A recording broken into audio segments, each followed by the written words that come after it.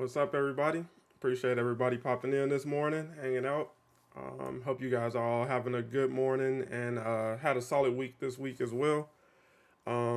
Shout out to everybody in chat. I know a lot of the people have been commenting since yesterday, so I'll try to start with AK and Nathaniel. I believe they're most likely to still be here, so shout out to you guys.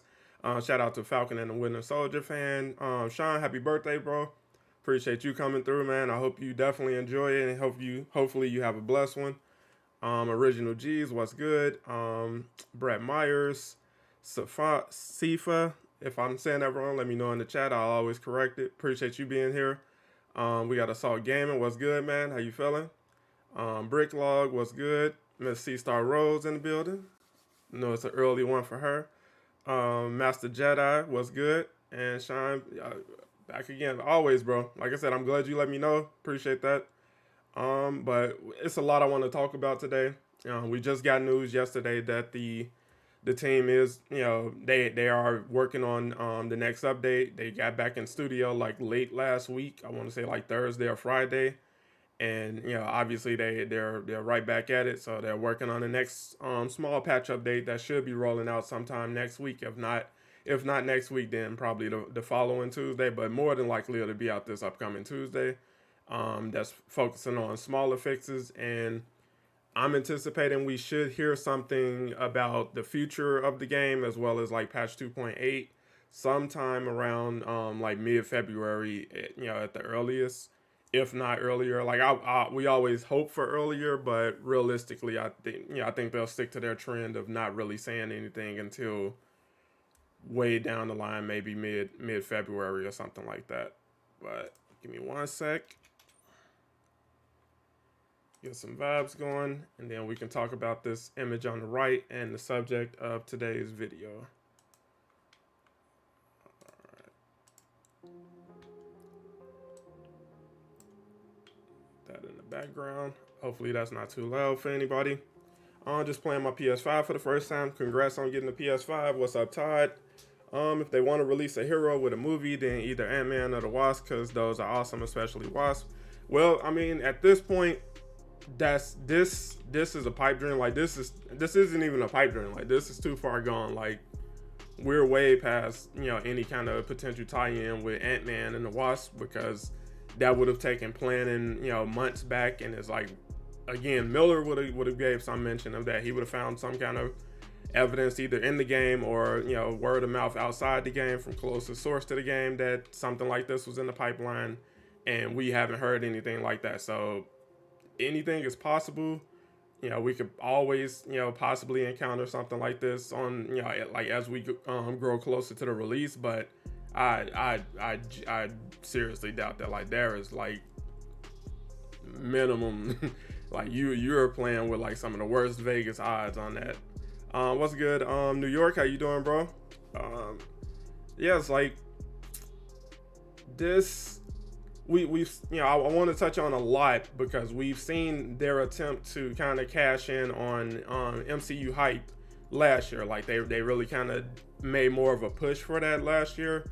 We saw it with Jane Foster ahead of the release of Love and Thunder, and then we saw them kind of tie in a lot of the MCU skins with the release of different shows and movies. So the week that Love and Thunder dropped, we got the movie skin for Thor that week, and then later, like I don't want to say like maybe like a month or two later, they rolled out the Jane Foster MCU skin from that movie. We got the Ms. Marvel skin the day of the show. So it's like there's clearly some thought being put into that, but not nearly on the scale that it should be. And I'd argue that what's good, Z Tankin? What's good, Craig? How you doing, bro? Blessings as always. Glad to see you here. Hopefully the week has treated you well as always. What's good, Rock the Gamer? With an early stream. Yeah, I wanted to do it yesterday, but life, I had some other stuff going on, so I had to, kind of roll it back. I didn't want to do it too late in the day because, again, I know people have different schedules and everything, so it's like I can wake up early and do this early and just make a discussion of it, hang out a bit, all of that good stuff. What's up, Matt Dillon? What's up, Chris? If anybody just popping in, I know I usually say it at the top of the stream, but make sure to smash that like. It definitely supports the channel, definitely supports, it just gives YouTube the impression that people actually like the content, and it helps them push it out a bit more. But real quick, I want to start a poll for you guys. So, what did I want to ask? We'll come back to that because it slipped my mind that quick. That's how it is when you up bright and early on a Friday. But yeah, it's like going back to this.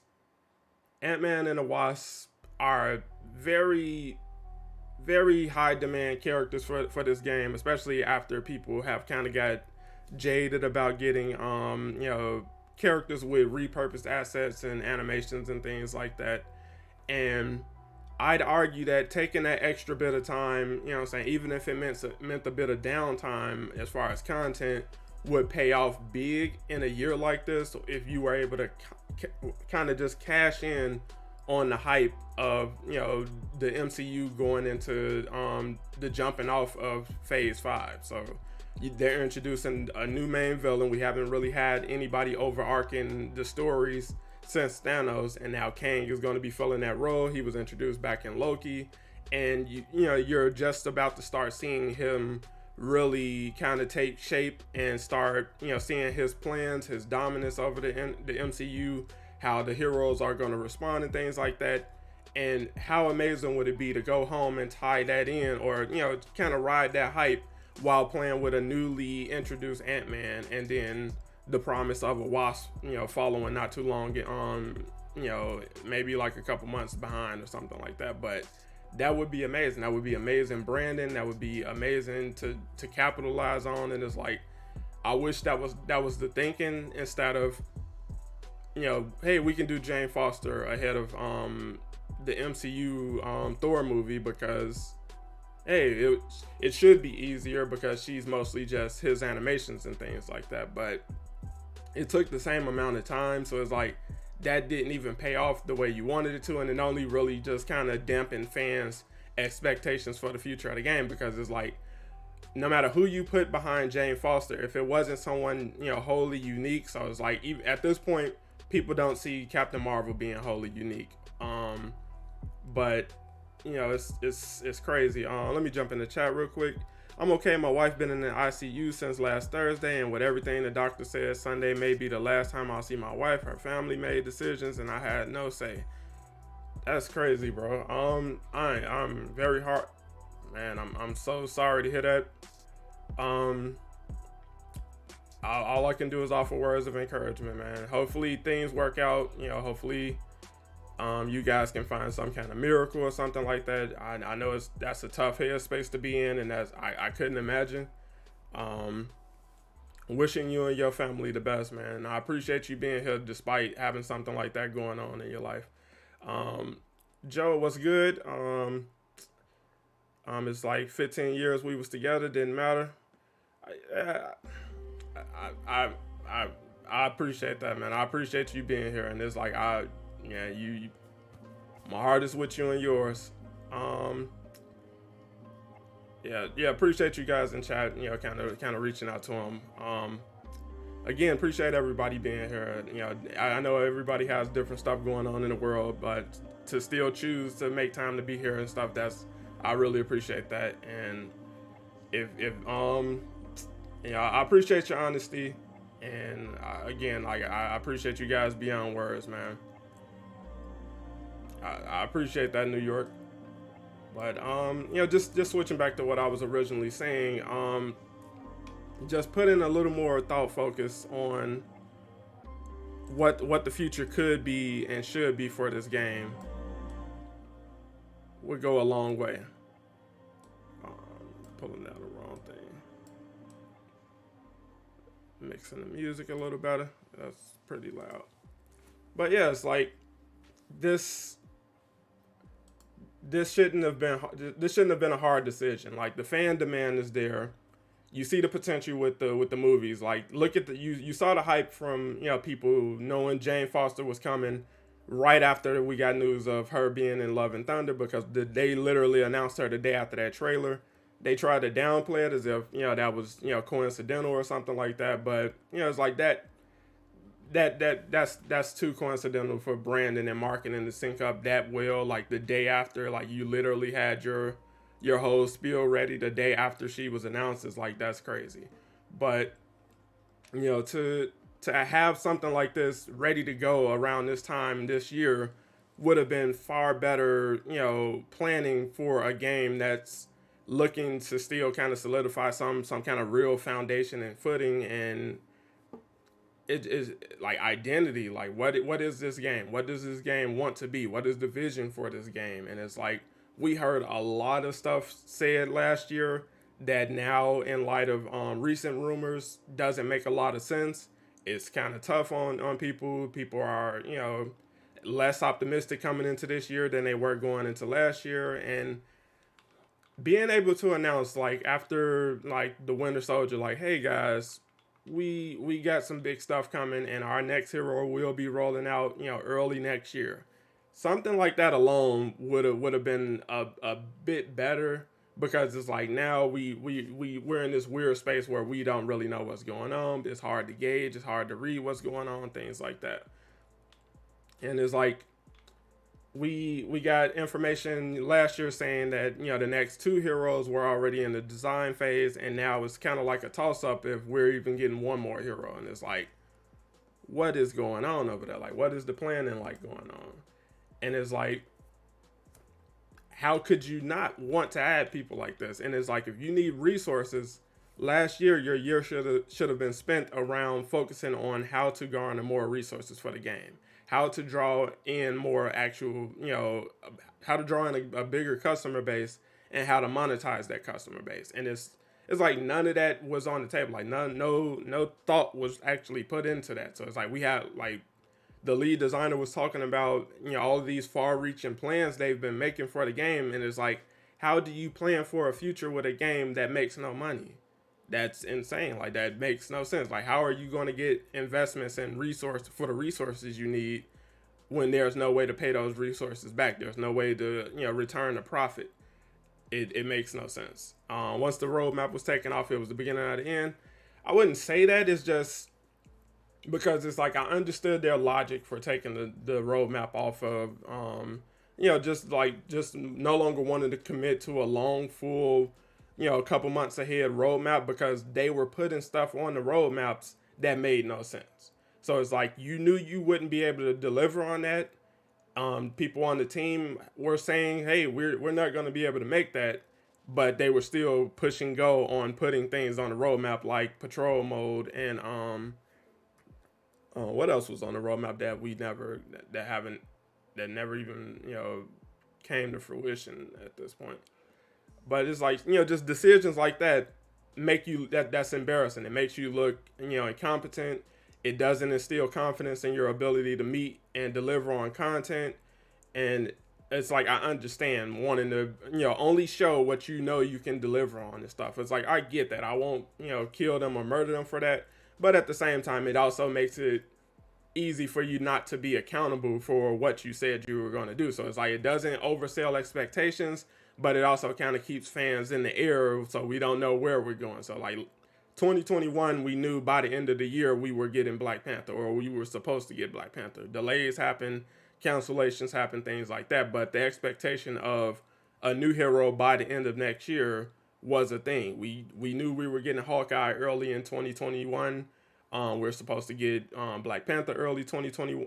Late 2021. We got an early teaser for him in the year, and at some point we were supposed to get Spider-Man. So you knew all of those things going into 2021. That first roadmap gave you a wide view of what to expect. So it's like, hey, patrol mode is coming.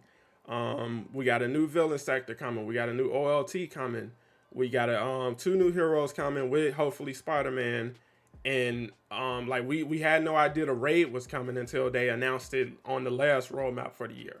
And it's like, I get it, because the patrol mode stuff is like, yes, that makes you look bad. That's not a good look. And Cloning Lab being pushed back as far as it did, like to the point where we just got that 2 years in after it was supposed to launch not long after the game launched itself, is crazy. But it's like, that's where we are with it. But these kind of heroes should be planned. Like, take the time to plan out these kind of heroes. you know, do what you have to do to put yourself in position to be able to deliver on this kind of content. If you need resources, your plan should consist of focusing on how to actually generate profit for this game. And you can do that as the game is constructed right now. You have a ton of DLC that you can sell right now if you actually made the decision to. And it's like, I know there's questions now of, by people on the team of, well, would it make sense? Is there any real point? Would it make a real difference? How do we market that? How do we, communicate that? That's what you should have been focusing on last year, because all of the stuff we got last year, it's like, what was the point? What was the point of this? We brought Nick Fury back to onboard, new players, while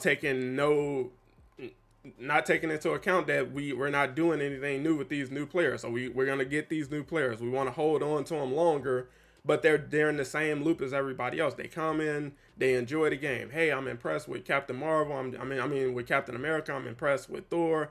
This game feels great. I love the story. And then fast forward a month or two, it takes too long between content drops. Heroes are taking too long. Content is taking too long. There's nothing new to do. Once you get into the in-game content and start matchmaking and stuff like that, you get introduced to the bugs and everything. And that's where you start losing people. But you have them for a pocket of time before that. Monetize those people, because that's what gaming is about. So you're not profiting off retail sales at this point. I actually had some figures pulled up. I'm saving them for today's video, but I would have to go out of this and out of my setup and go grab those. But you can pick that game up for retail right now for like $40 or as little as $15. Like, I think it's $40 on like PlayStation Network or the PlayStation Store, and like $15 online. But you can get it cheaper than that if you can find it in the store somewhere. Like, I've heard people getting it for as little as $4, and it's like, that's crazy. You're not making any money off of that, and that's not funding future development. That's not helping pay bills. It's not helping pay payroll. That does nothing for the game long term. And imagine just how big the hype would be because they said we're designing the next two heroes. This is the Winter Soldier's development. In that same statement, he confirmed that the next hero was in development, which ultimately panned out to be the Winter Soldier. And I'm personally, the lead designer is saying, I'm personally designing the next two heroes. You get what I'm saying? So it's like, when we originally broke that down of what he was saying, this is where my mind was going to. It's like, you're okay in a game where we reuse assets, and we're trying to make the best of what we have available given our budget constraints and everything like that. Designing both of these two in tandem makes a lot of sense on paper. Like, that makes so much sense. And for them to fight similar and have a lot in common, as far as their gameplay kit, would make a lot of sense and would be completely understandable. And where we expect the most flexibility and unique design would be their heroics. So they should have vastly different heroics. So he should definitely have a giant man phase or ultimate or something like that. She, like I said, I try not to go too hard on the speculation about how support and assault heroics and all of that should work out and break down, but that's where you have the most flexibility to make them the most different. But it's like, yeah, it's Ant-Man. Throw a couple ants in there somehow, give them the ability to shift in size. I know that's probably going to be the most complicated thing to design, because how does his size shifting work in this game? That's a question you have to ask yourself as a developer, because you can't really change his perspective. So if you're imagining Ant-Man, shrinking down, and then the game just looks completely different from your perspective, I don't think that's really on the table for this game. In an Ant-Man game solo, yes, something like that would be feasible. In this game, as it's currently constructed and designed on this engine, I don't think something like that would be in the cards. So again, like, maybe he just shifts in size, so he shrinks down for parts of his combo or something like that. I don't know. Maybe he shrinks down for his one of his ultimates, so it's like his support or something, and he just shrinks down flying around on the end or something. We don't know, but it's like that's what you're paid to do. Be creative, come up with solutions, make something feasible. And I feel like that time would have been better spent versus how can we make Jane a little different from Thor. You get what I'm saying? Because you had to do a whole marketing campaign for that, which turned out to be smaller in comparison to what we saw the years prior. But that time would have been much better spent on actually developing, designing, and being creative for heroes who would create a lot more fanfare. So people seeing this game free to play with Ant-Man coming in June or Ant-Man coming early February or something like that are far more likely to pick that up because you don't have an Ant-Man game. There is no Ant-Man game running around. The last game you could really play with Ant-Man in, Marvel Heroes, that's not around anymore. So it's like you can play with him on like mobile games like Marvel Future Fight. I don't know what other games he's in like currently, but there's not a lot of Ant-Man games around. You get what I'm saying? Like he didn't get a movie tie-in game or anything like that. What's up, Lawrence? What's up, Brett? What's up, Everson? Brandon? For anybody popping in, we're like at the tip of the iceberg. I haven't been talking very long. Just did some shout outs and just basically touching on why I think, the team should have focused more on better choices when it came to MCU branding and MCU tie-ins where possible. So instead of going in on Jane, which didn't pay off the way that they were hoping, because it didn't really cut down on development time. She took the same amount of time to develop as a traditional hero or a full-fledged, unique hero.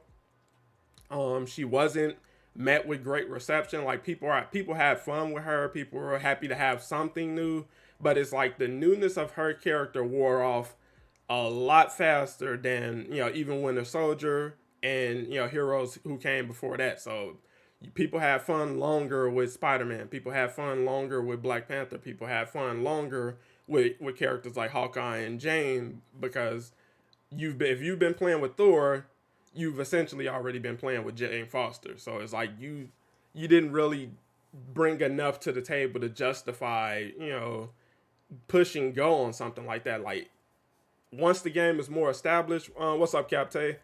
What's up, Woodrow? I said Woodrow, but once the game is established, once you're in a better place, so like you got free to play rolling out, you got more content coming because people are actually paying for the content that's currently available, and you want to do Jane Foster because hey, we got some wiggle room between releases. We've already got Ant-Man, we already got the Wasp, we got Captain Marvel, we got War Machine, we got Vision. We can throw a Jane Foster in there. You get what I'm saying? And it's like, all right, that's fine. We didn't get a tie-in for Love and Thunder at the time, but it's like, did we really need that? The MCU skin for Thor would have been better. So it's like having more of his MCU skins from that movie roll out versus, focusing on Jane around that time would have been better, given what we actually got. I would, a She-Hulk tie-in, going in on She-Hulk, delivering on She-Hulk ahead of her show, would have had a much better payoff, in my opinion and in my projection, than what we got with Jane Foster. Because, again, it's like that's where your time and focus should be. Not like you went too far and too soon with the Echo thing. So it's like at that time, given how much time had transpired between Spider-Man, who was only available for a third of the game's population, to Jane, is like. So some people didn't get a new hero since Black Panther, and the first hero you got since Black Panther was basically just Thor again. It's like you're losing on all fronts in that regard. And it's like I know the team worked hard to get her out the door, and I know they tried to make her fun as possible. They made her a little stronger than Thor and all of that good stuff. But in the end, was that decision worth it? Like what was the payoff for that worth it? No. Because you didn't really make any money off her. You gave her away for free like you gave everybody else away for free. Her hero event was heavily criticized because it's not an operation. There was no new mission content that came along with that. No new villains, anything like that. She came with bugs, that are still being criticized and things like that. So it's like, what's the trade-off? Like, if we're not benefiting from the work we're doing, what's the point? And I think that this is why coming into this year, the team is considering shutting the game down because they don't know what to do because we keep making bad decisions and we're all out of ideas. And it's like, when what you should be doing has been pretty evident the whole time. It's like it's been pretty obvious the whole time. You're making content for a AAA video game in 2022, 2023. You should be making money. You should be making money. Dragon Ball Z Kakarot. Perfect example. They're not even a live service game technically, but they've consistently been giving out, new updates and new content every year since that game is launched. And you have to buy that content. If you want to play the Frieza expansion, you have to pay for that. If you want to play the new Bardock expansion that just dropped today, you have to pay for that. That's not free. We appreciate you being Dragon Ball fans, but we're in this to make money. We spend a lot of time making these cutscenes, making these environments, making these enemies for you to fight, making all of this new content for you to enjoy, and we deserve to be paid for that. What's up, Shaquez? What's up, I Am Webs? What's up, Rockstar? What's good, guys? Appreciate you coming through. If you haven't already, make sure to smash the like. Definitely help support the channel. But yeah, it's 2022. You should be making money off of the content that you're spending years and months working on. If it took over a year to do something like War for Wakanda, there's no way in the world you should be giving that away for free. And it's like, I know everybody is in different financial situations. That's just the nature of the business. Everybody didn't have a PlayStation 5 day one. Everyone still doesn't have a PS5. Everyone can't play Gotham Knights. Everyone can't play Midnight Suns. That's literally just the nature of the beast. But you're in this to make a profit. So it's like, you either understand the nature of the business or you don't. And clearly there is a disconnect between what makes sense financially for this game and what the team wants to do. Is like, you're spending way too much energy trying to be creative with no money instead of trying to create ways to make money. And it's like, that's backwards. The game is in desperate need of new villains, new villain content. We just got MODOK for the second time, which, honestly speaking, the MODOK stuff should have rolled out year 1 or year 2 at the least. And well, we just did year 2, but year 1. So once the campaign wraps up, a MODOK encounter should have been, set up for multiplayer, not long after that. The stuff they're doing, they just released last year. We should have been doing all of that to start, the in-game content. So in-game should have launched with that kind of stuff ready, but that takes foresight, that takes planning and things like that. But again, being able to announce Kang the Conqueror is coming to Marvel's Avengers while he's making his big debut in the MCU, that just sells itself. You get what I'm saying? It's like, that sells itself. That takes minimal brain effort. Like, you get what I'm saying? And this is where your thinking should have been. You literally work with Marvel Games. It's like, bro, we want this game to be a success. This could be one of the biggest, most successful games of all time if you market it right, if you plan it right. And it's like, you can tell they're just winging it. Like, the discussions for what's going on this year are taking place now. You get what I'm saying? They just started probably late last year. So like December, what are we going to do for next year? What can we do for next year? When that stuff should have been planned out well ahead of launch. Like, this is our schedule. You should have had a solid internal roadmap well before launch, and you didn't. You started off, hey, we want to do our own thing. We don't want to be like the MCU. We don't want to be compared to the MCU. We don't want to set expectations to the MCU. You literally called your game the Avengers in a world where the MCU is the biggest thing ever right now. Like, that's the most popular thing ever. So when people see Avengers, they're going to think movie Avengers. They're going to think that. And it's like, I get it. I can separate the two.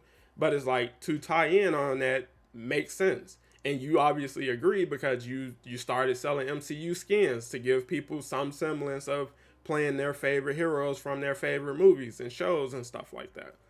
And all I'm saying is, you should have thought about it a step further, pushed a little harder, and hey, here we are. We can do Kang. We can do Ant-Man. We got the Marvels coming up. Let's push you on that. We already got Kamala. I'm not saying you have to go as far as doing a Monica Rambeau clone of Captain Marvel, but Captain Marvel, we've been teased that for the longest. We've been talking about the Korean invasion and all of that good stuff. be prepared to pay that off, because it doesn't seem like there's been any actual planning as far as how to pay that off, any actual intention of paying that off. And it's like, what's going on over there? It's weird. You don't have to tie in everything. You can't tie in everything. There's literally no way you can keep up with everything. So, she do the things that have the biggest, potential for a return. Is what I'm saying. So, Falcon and the Winter Soldier, if you couldn't get something like that out in time for that show or something like that, or it doesn't have to be like even right on schedule for the show. I'm not saying be restricted to the releases of these shows, because the show schedule change and everything like that. But if you see the MCU roadmap just like everybody else, they're able to see that just like everyone else. So what their 5-year plan is. What the plan for Phase 3 was, the plan for Phase 4, the plan for Phase 5. You can see that stuff. So it's like, what's popular right now in the MCU that we can take advantage of?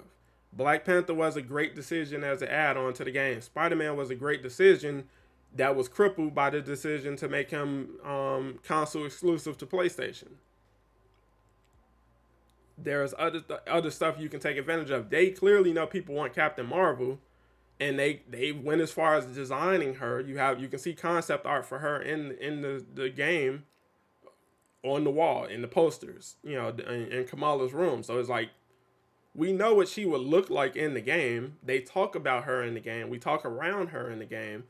She just isn't actually in the game, and it doesn't seem like there's actually any plans to bring her to the game, because that stuff would have had to been planned way, way out.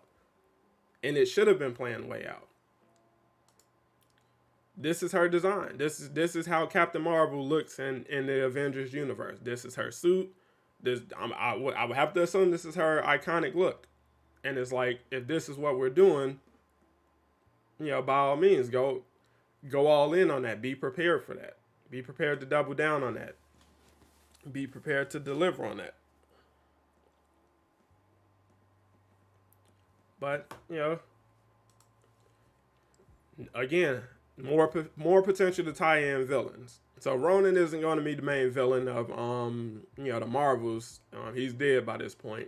But a game where you need new villains, because we can count on one hand probably how many we got. We got Monica, we got MODOK, we got Taskmaster, Abomination.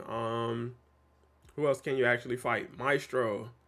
You got the Super Adaptoid. Am I missing anybody? Because it's like, I don't really count the Spider Bots and the Exos and stuff like that. Those aren't real bosses. They're not, iconic bosses or anything like that. Those aren't iconic villains. Crossbones, you can't fight him outside of the campaign stuff. So it's like, you got Claw. Again, it's like, that should always be in the forefront of your mind. What new villains, what new heroes can we get in next? What new content can we get in next? And how can we profit from this? What would be the most profitable thing? The logic that they're using for heroes, hey, we're using assets found in the game to bring in, other heroes. I mean, just other heroes. So, hey, we'll pull from Captain America, Black Widow, and some other people to cobble together Winter Soldier. We'll cobble together most of Thor and some of Hawkeye and some of Captain America to make Jane Foster. Use that same logic to bring in new villains. Hey, Hulkbuster, Iron Man, Exos, we're going to cobble some stuff together to make Crimson Dynamo. We're going to take some of Monica's assets from her Cosmic Cube boss fight to make, someone like Whirlwind or Graviton or something like that. It's like, that should be your thinking. That the idea that we had to demand, a fight with MODOK outside of the campaign is crazy. Oh, well, we would have to design that. We didn't initially plan for that. And it's like, how? Your game doesn't have any villains, bro. Like, you literally throwing MODOK into the multiplayer side of things should have been a day one decision. Like, that shouldn't take fan demand. That should be like, all right, we're gonna reuse this outside the campaign, offering players the option to play campaign missions with their friends in multiplayer should have been on the table from the jump. So you can replay a day, but from multiplayer. You get what I'm saying? You can split up. You're not tethered to anybody. I can go on on the other side of the map, you can go on this side of the map, and we'll both function just fine. You might get kicked at some point because of network issues, but typically you can go wherever you want in this game. What's up, Vape? How you doing, bro? Appreciate you coming through. Hopefully the workday is breezing for you, or hopefully you're still on vacation. But, you can have someone, fill in the role of Thor and Iron Man. Hey, you guys go protect the bridge. You can mix it up. You can do whatever you want to do. Like, you can decide how best to, tackle the different, things. We didn't. You get what I'm saying? It's like, that should have been the thinking, because that kind of stuff is fun, and you need that. Having Jane Foster in Marvel's Avengers was a great addition to the game, especially at a time when we didn't have anything else going on. Miller, let us know back in April, ahead of April, that Jane Foster was coming to the game. He teased us with, the idea of a new mystery hero coming to the game, giving out small details here and there, narrowing things down to a list of who it could potentially be, and, hit you with an uppercut of, hey, it's Jane Foster. And it's like, hey, fine, that's cool. Only if you actually have something bigger and better planned behind that. So it's like, to follow Jane Foster up with No Rest for the Wicked and then Bucky and Cloning Lab is like, I'm okay with that. People who really, really like the game are okay with that to some degree.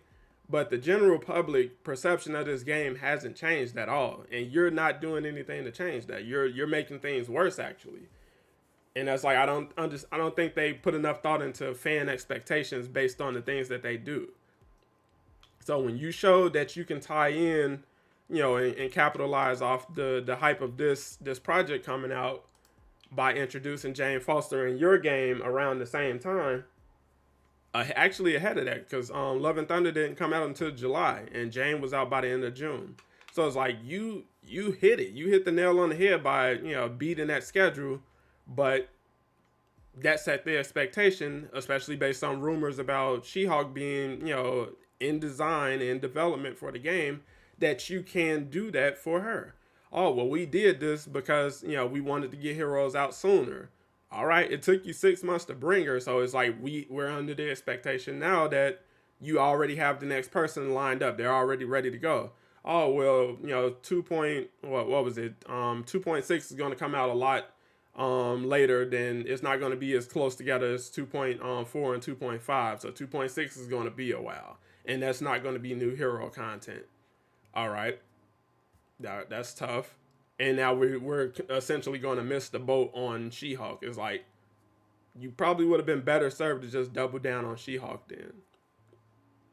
That you get She-Hulk, in September, and then later on, in November, you get the Winter Soldier and whatever content is, because the No Rest for the Wicked and Clone the Lab stuff, that all could have been one mission, honestly. And it probably would have been better if it was just one mission or something.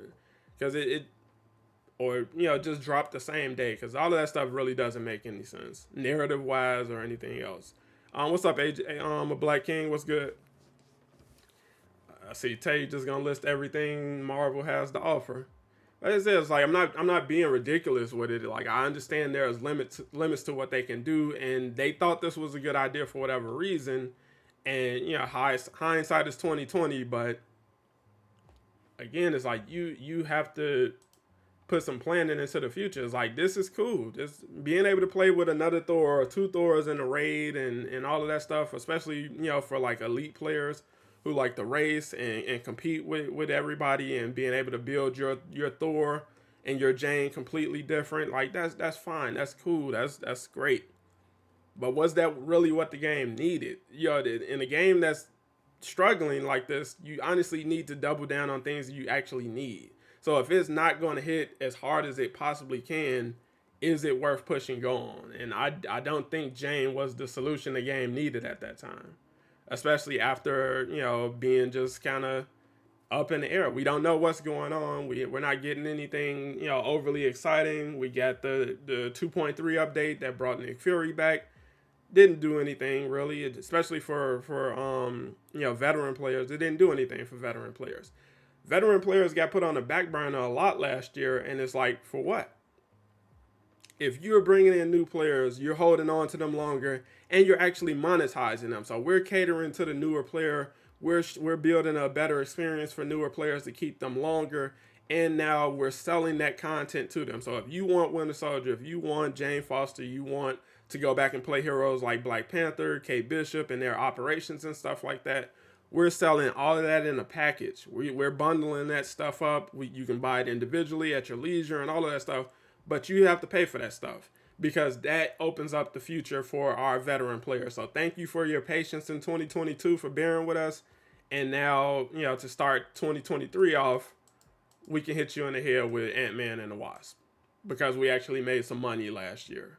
And we actually planned for this, and we actually put some resources into this because we knew this day would come. And we made a good bet. We made a solid bet on the future of the game by monetizing new players. And hey, here we go. Now we can do cool stuff. We don't have to just constantly reuse and repurpose assets in the game. We actually made some money in 2022. We actually have profit margins for 2022, and we can move forward in a better direction. We have an actual upward trajectory for the game. And it's like, drop a 1 in chat if you thought this was worth it. Like if you agree with the decision to, go on Jane Foster in favor of, foregoing someone like, She-Hulk, or, doing prep work for somebody like Ant-Man and the Wasp. She-Hulk and Winter Soldier, would have been fine. Like, I don't think Winter Soldier is a big enough hero to end the year on. Like, if that's our thinking at the start of the year, like, hey, we can do Jane Foster and we'll wrap up the year with Winter Soldiers, like, I don't know. He doesn't hit that hard, especially for the masses. Like, I was hyped for Winter Soldier, especially when I knew we would get him a lot sooner. But even then, objectively, like, Winter Soldier, Captain Marvel, Doctor Strange, you get what I'm saying? To end the year, you got to go hard. Like, Black Panther and Spider-Man to end 2021 was big. Those both hit back to back. Spider-Man not as much because he didn't go to everybody. Everybody can't play a Spider-Man, but if he would have been available for everybody across platforms, that would have been major. Especially coming out alongside the raid, so you got brand new in-game content. You got a new hero who everybody can play with going into Christmas and into the next year. Is like, that's major. But it's like with this game, I just don't know. It's like we managed to shoot off the other foot every time. Somehow, some way, we do something that just doesn't make any sense. It's like, going back to, stuff like this. So, Brian, he made these comments back when Jane dropped. And this, I appreciate it because this was the only real insight we were given at that time with, minimum communication coming from the team during that time. And, I've already shared my thoughts on that kind of stuff. But,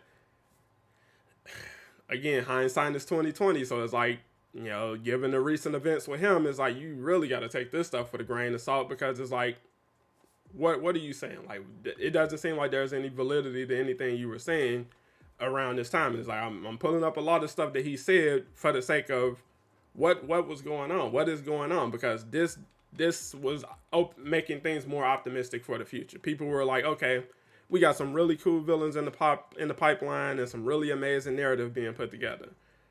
Looking back, we now know they were talking about MODOK and Monica and that terrible narrative that we got for No Rest for the Wicked and Clone Lab that featured no clones and rolled out Bucky at the end of it as if you weren't playing with him the whole time anyway.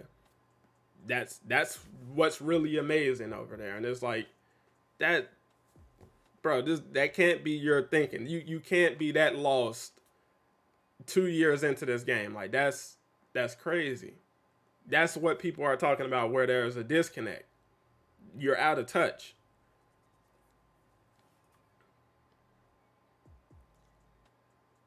Monica and MODOK are not really cool villains at this point. You get what I'm saying? It's like, I'm glad we got something. Like, No Rest for the Wicked, it serves no purpose. Like, the gear isn't worth anything. The mission, just, it doesn't really offer anything new. If that cutscene that you get at the end of Clone Lab rolled out at the end of No Rest for the Wicked, that would have made it worth it. That alone would have made it worth it because now we got an end game. We didn't really even get to see Winter Soldier in that shot because it was super dark. You get what I'm saying? So it's like, but we know who it is. Captain America, them, with their stiff animations. What, Bucky, hands on our hip and stuff like that. It's like, all right, well, at least Winter Soldier is coming. That in-game confirmation, I guess. And it's like that would have been better than nothing. Like, we watched that whole cutscene only for Monica ran away somehow, and MODOK is running wild in the lab with no clones, and it's like amazing narrative. It's like, what are we doing? I get chills thinking about it. I have big goals for the next 12 to 18 months and beyond. And this is back in June. So we went from planning, 12 to 18 months ahead to, hey, we're thinking about sunsetting things, because no one has come forward to say, hey, Miller is wrong, or nothing has come out to contradict that. They're not going to shut things down early in the year. You know what I'm saying? A shutdown announcement probably won't come until later this year, but what happened to 12 to 8 months of planning? Like, he was talking about, phone calls and things like that, and that was getting people excited. And it's like, what was our plans for the year? Like, we nothing panned out. Nothing. How are you planning for a future when you make no money? You get what I'm saying? It's like losing your job after just buying a house, and you're like, man, the kids and grandkids are gonna grow up here. You don't have a job, bro. How you gonna pay your mortgage? Your future consists of being told to leave. That's your future. Like, it's a countdown to when we're getting evicted out of here, because, bro, that's not how life works. You need money to make people buy skins. It's like, you don't even do that right. Like, the marketing for new skins is like, you keep doing the same stuff. You have a whole creator, program dedicated to just giving people free skins, and that does nothing. It's like,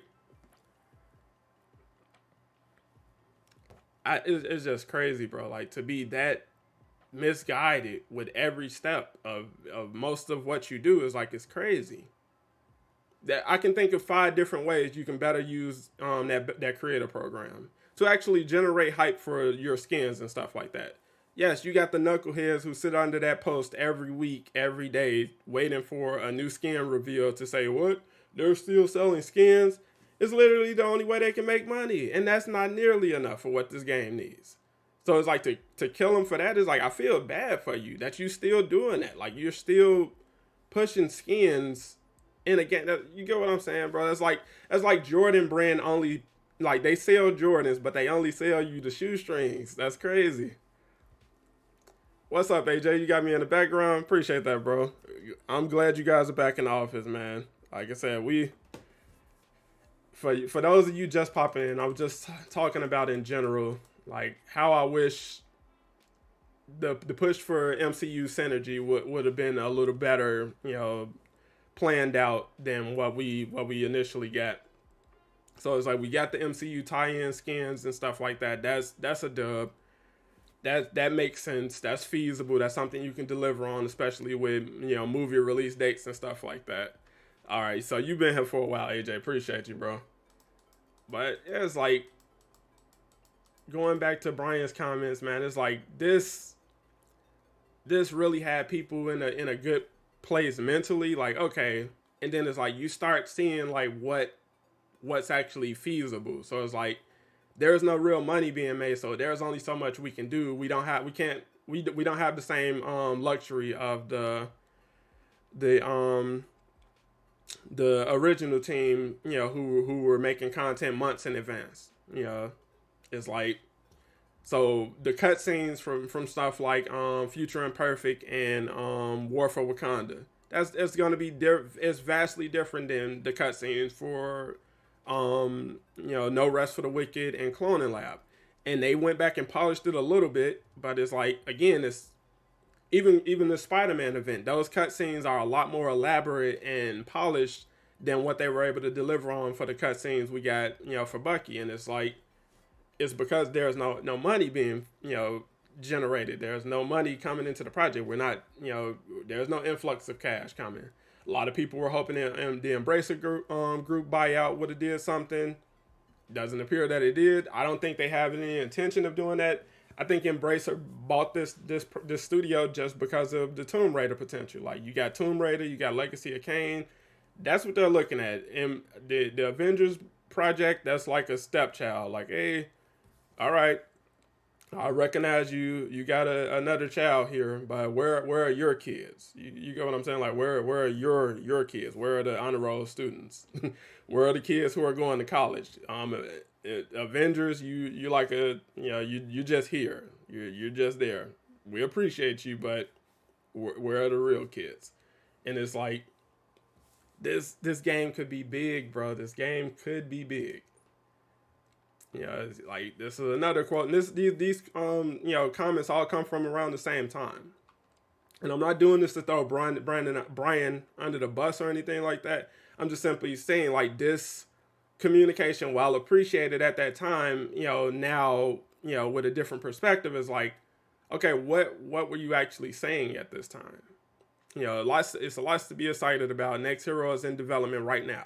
We know he was talking about Winter Soldier, and then he said, I'm actually spending this week wrapping up the paper designs for the next two. So it's like the next two heroes should be planned out now, to the point where like they should have they could have been in development.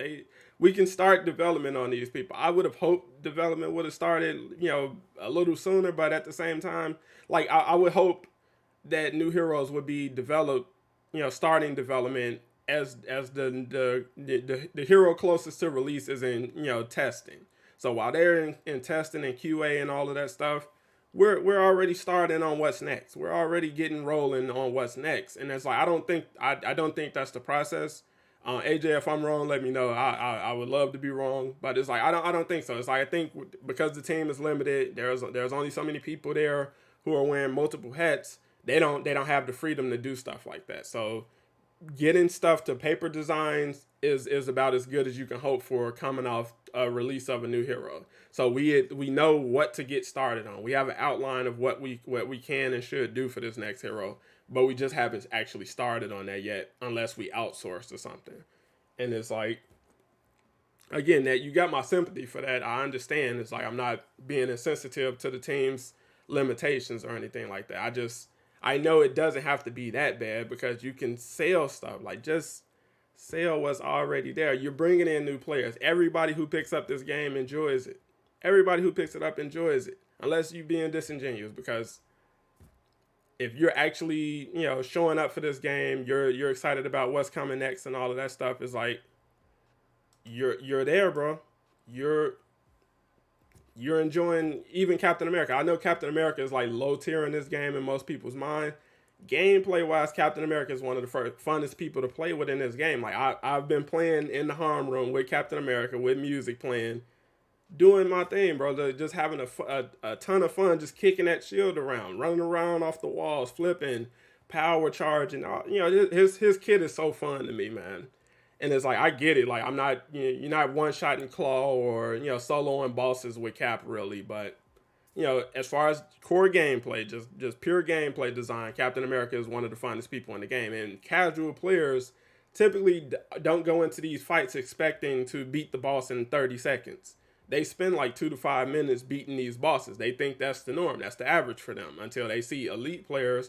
And, I'm seeing now, like, a lot of these casual players who see elite players doing a lot of these fantastic feats, like one-shotting Monica and Cosmic Cube or something like that. They think they're cheaters, because there are actual cheaters in the game, but that's feasible. You can actually do that with, character building. You build your stats and gear the right way, you can actually pull off some of that stuff. But, it's like, this was exciting to hear that the next two heroes were already in design phase. And then it's like, that's like, somebody showing you like a handful of money, like, hey, this is yours. And while you're looking at the money, they gut punch you with the left, because that's what Miller did. He gut punched us with the left. Hey guys, I'm hearing that the game is shutting down. It's like, what happened to 12 to 8 months planning for the future? What happened to all of that, bro? Like, what is going on? What went wrong? But it's like, we're not making any progress. We're not making any money. Like, they hear your complaints. When you overly criticize that stuff, they hear that. That doesn't say, hey, we want more of this. That says, What are we doing? They're not liking nothing we do. We announce a hero, they say it's just a clone, and we're not interested. We announce skins. Hey, stop selling us skin. Give us real content. All right, we threw out another boss that was feasible for the team. Well, we fought him already. Where's something new? And it's like, I understand both sides. Like, I get it. And I feel like going free to play, selling the content that you have would give you the freedom to step back, because you're making money while this is happening. So free to play, you don't have to do anything. So you can push the game a little more. You can promote it on other platforms and stuff like that. But that gives you a little more freedom to kind of just get from under the gun a bit, because you're making money without actually having to make or do anything new. And you're still working on stuff in the meantime, but now you're actually having funds come into the project. You're having a return. You're having profits actually return to the project after the investments, and you can plan for stuff while you're planning, while you're sitting back making money from the free to play characters or players.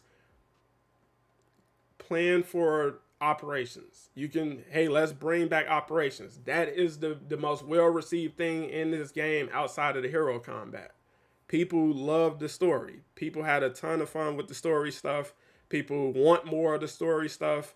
That's all they want. There are people who are purely dedicated to that. So I just want to play the new story campaign and put the game down. I don't care about skins. I don't care about playing with friends. I don't have any friends. I just want to play story by myself and be done with it. And it's like, okay, monetize those people. If that's what you want, if that's what you're demanding, we hear that. We can deliver on that. You got to pay for it, though. You're not just going to play our game. We killed ourselves trying to deliver this on schedule, only for you to play it, criticize it, and throw it down. And it's like, what do we get out of that? There is no return on that. You get what I'm saying? That makes no sense. But if I got money from that exchange that can pay for my engineers, that can pay my designers, and we can fund and fuel future development on other content to reward the people who actually do like the game and show up every day, every week and stuff like that, that's a much better payout. That's a much better return. So we made money from the people who are just stop and go. So, hey, I pick it up, play, pay, and get out of here. And that's it. That's it until something new comes around. So I'm gone until Captain Marvel. I'm gone until Doctor Strange. We're cool with that, because the people who show up every week, they're still buying skins and stuff like that. And the people who are just joining the game, who are just showing up to everything, hey, we actually have to pay for stuff. So I want to play Kate Bishop. I like to try her out. Let me pay for that. Then you can gauge and see who players are spending the most money on. Are people buying, characters like Black Panther more? Are people buying, Spider-Man more? Are people buying Winter Soldier more? Who's performing the best in terms of sales? Should we double down on something like that? But even then, even if they're not performing well, it doesn't matter. They're DLC. So whether you enjoyed it a lot, whether most people were a fan of it or not, we at least got a return on that. We made some kind of money on that, because it makes sense to spend that much time and effort doing operations and stuff like that and cutscenes. You got to make some money on the back of that. You got to make some money off the back of that. It's only right. And like I said, when I first saw this, my mind went to, because of the tie-in with Love and Thunder and Jane Foster and stuff, I'm like, okay, hopefully with the next two heroes being designed simultaneously by the same designers, like you're reusing assets. I'm just making logical deductions. I'm like, you're already reusing assets and repurposing things and stuff like that. Doing Ant-Man and the Wasp in tandem would, that would be feasible and that would be logical. So it's like you don't have to, strain yourself for extra resources or figure out, two completely different move sets and things like that. So it's like having them function similar to Kate and Clint. It makes sense. It works. And it's like their kits aren't wildly different, but they're different enough to get a completely different experience playing with both of them. So it's like I would have, I was hoping that something like that is the thinking. It's like there's nothing to confirm or deny that it is or isn't them. I highly doubt that Ant-Man and the Wasp are the heroes that were designed, and they're definitely not gonna. I don't think one of them will be ready by the time Ant-Man rolls out. I think that movie comes out like February 18th or something like that. I don't think they're going to be announced that soon. You get what I'm saying?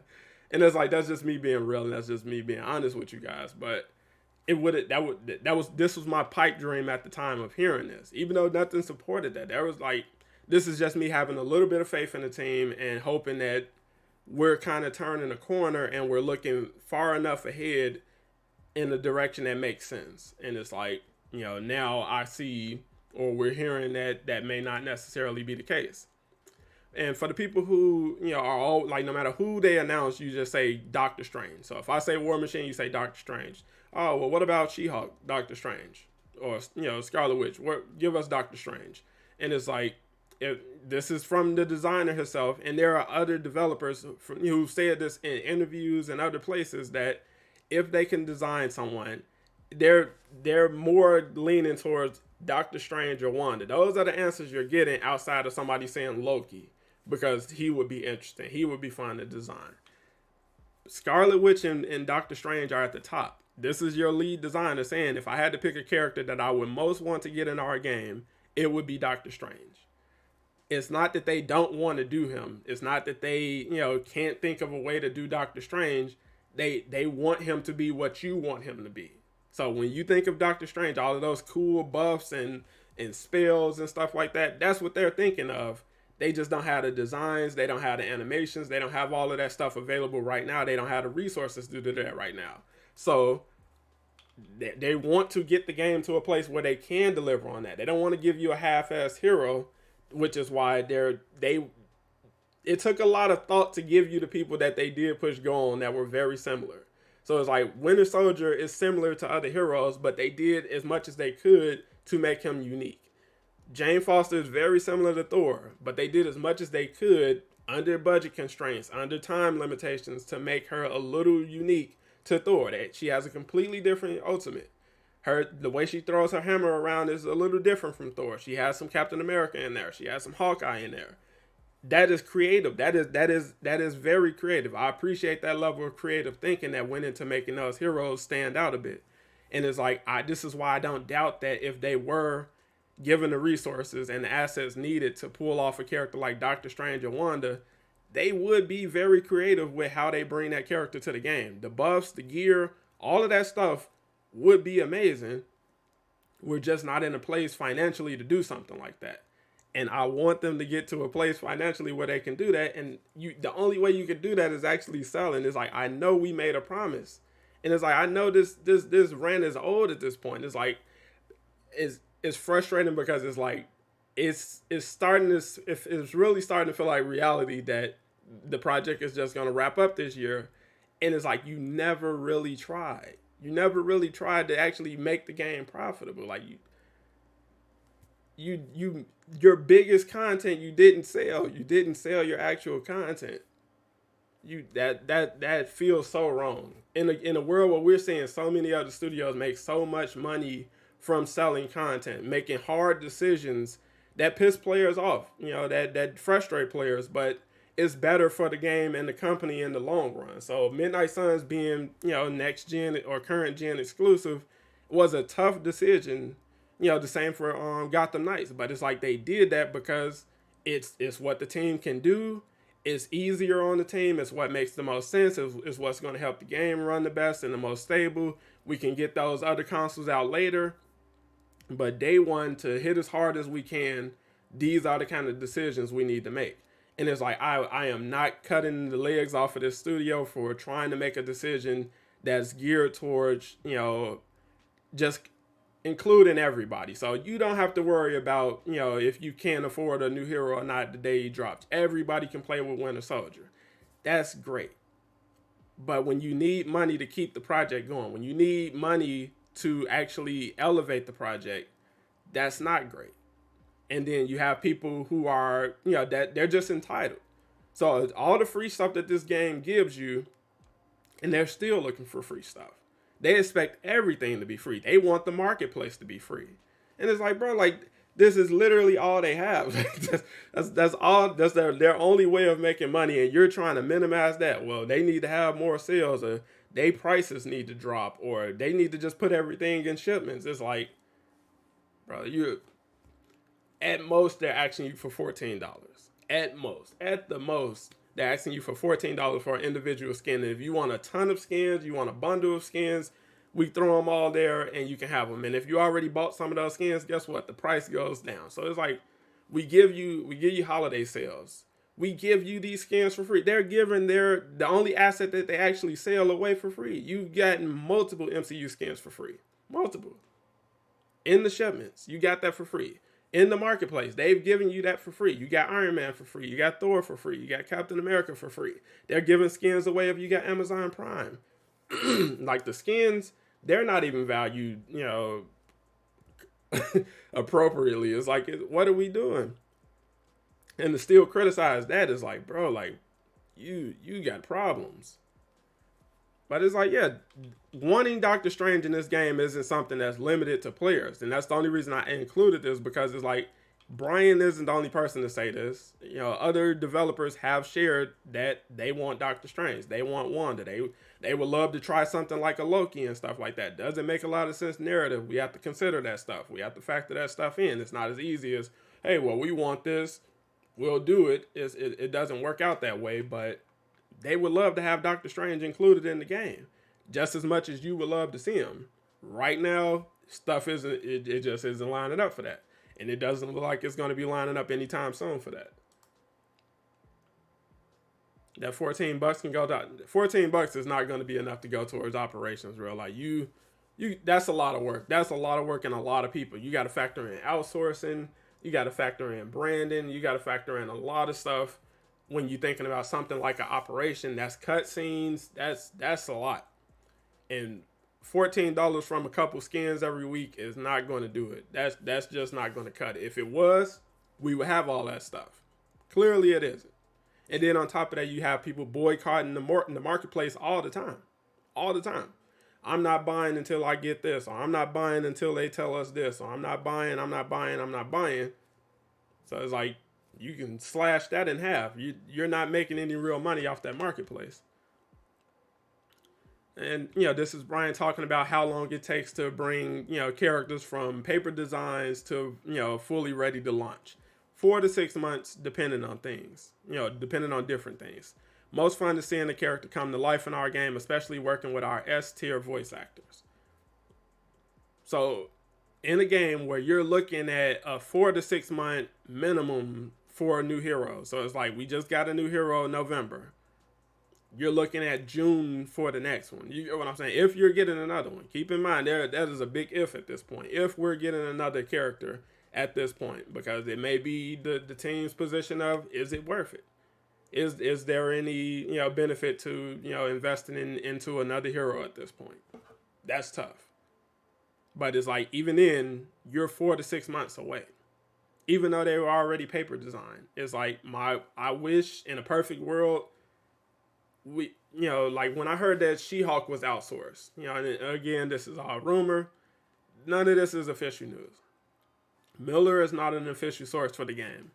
He's been proven right more times than he's been proven wrong, but still, it's nothing is official until it's nothing is official.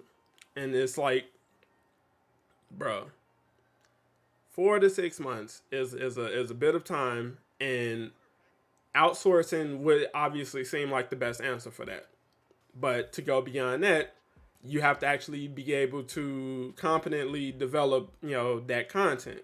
And as we've heard, that's a struggle. You've heard that in the recent interview with Crystal Dynamics themselves, celebrating their 30th anniversary, where they had a segment dedicated to talking about Avengers that I shared with you guys. And they talk about a lot of the challenges the team faced, early on when it came to, just developing content, like the engine, the choice to, switch over from a originally designed single player engine to developing and retrofitting that to be accommodating to multiplayer. That's expensive. That is very time consuming, and that is very difficult. That made learning to develop on that engine a very steep learning curve. So if anybody is brought on, as a new asset to the team, there's an onboarding process that's going to take a lot longer now, because it's not as easy to get up to speed when developing for the foundation engine as it is for more modern engines, or just different engines in general. So it's like there's a steep learning curve.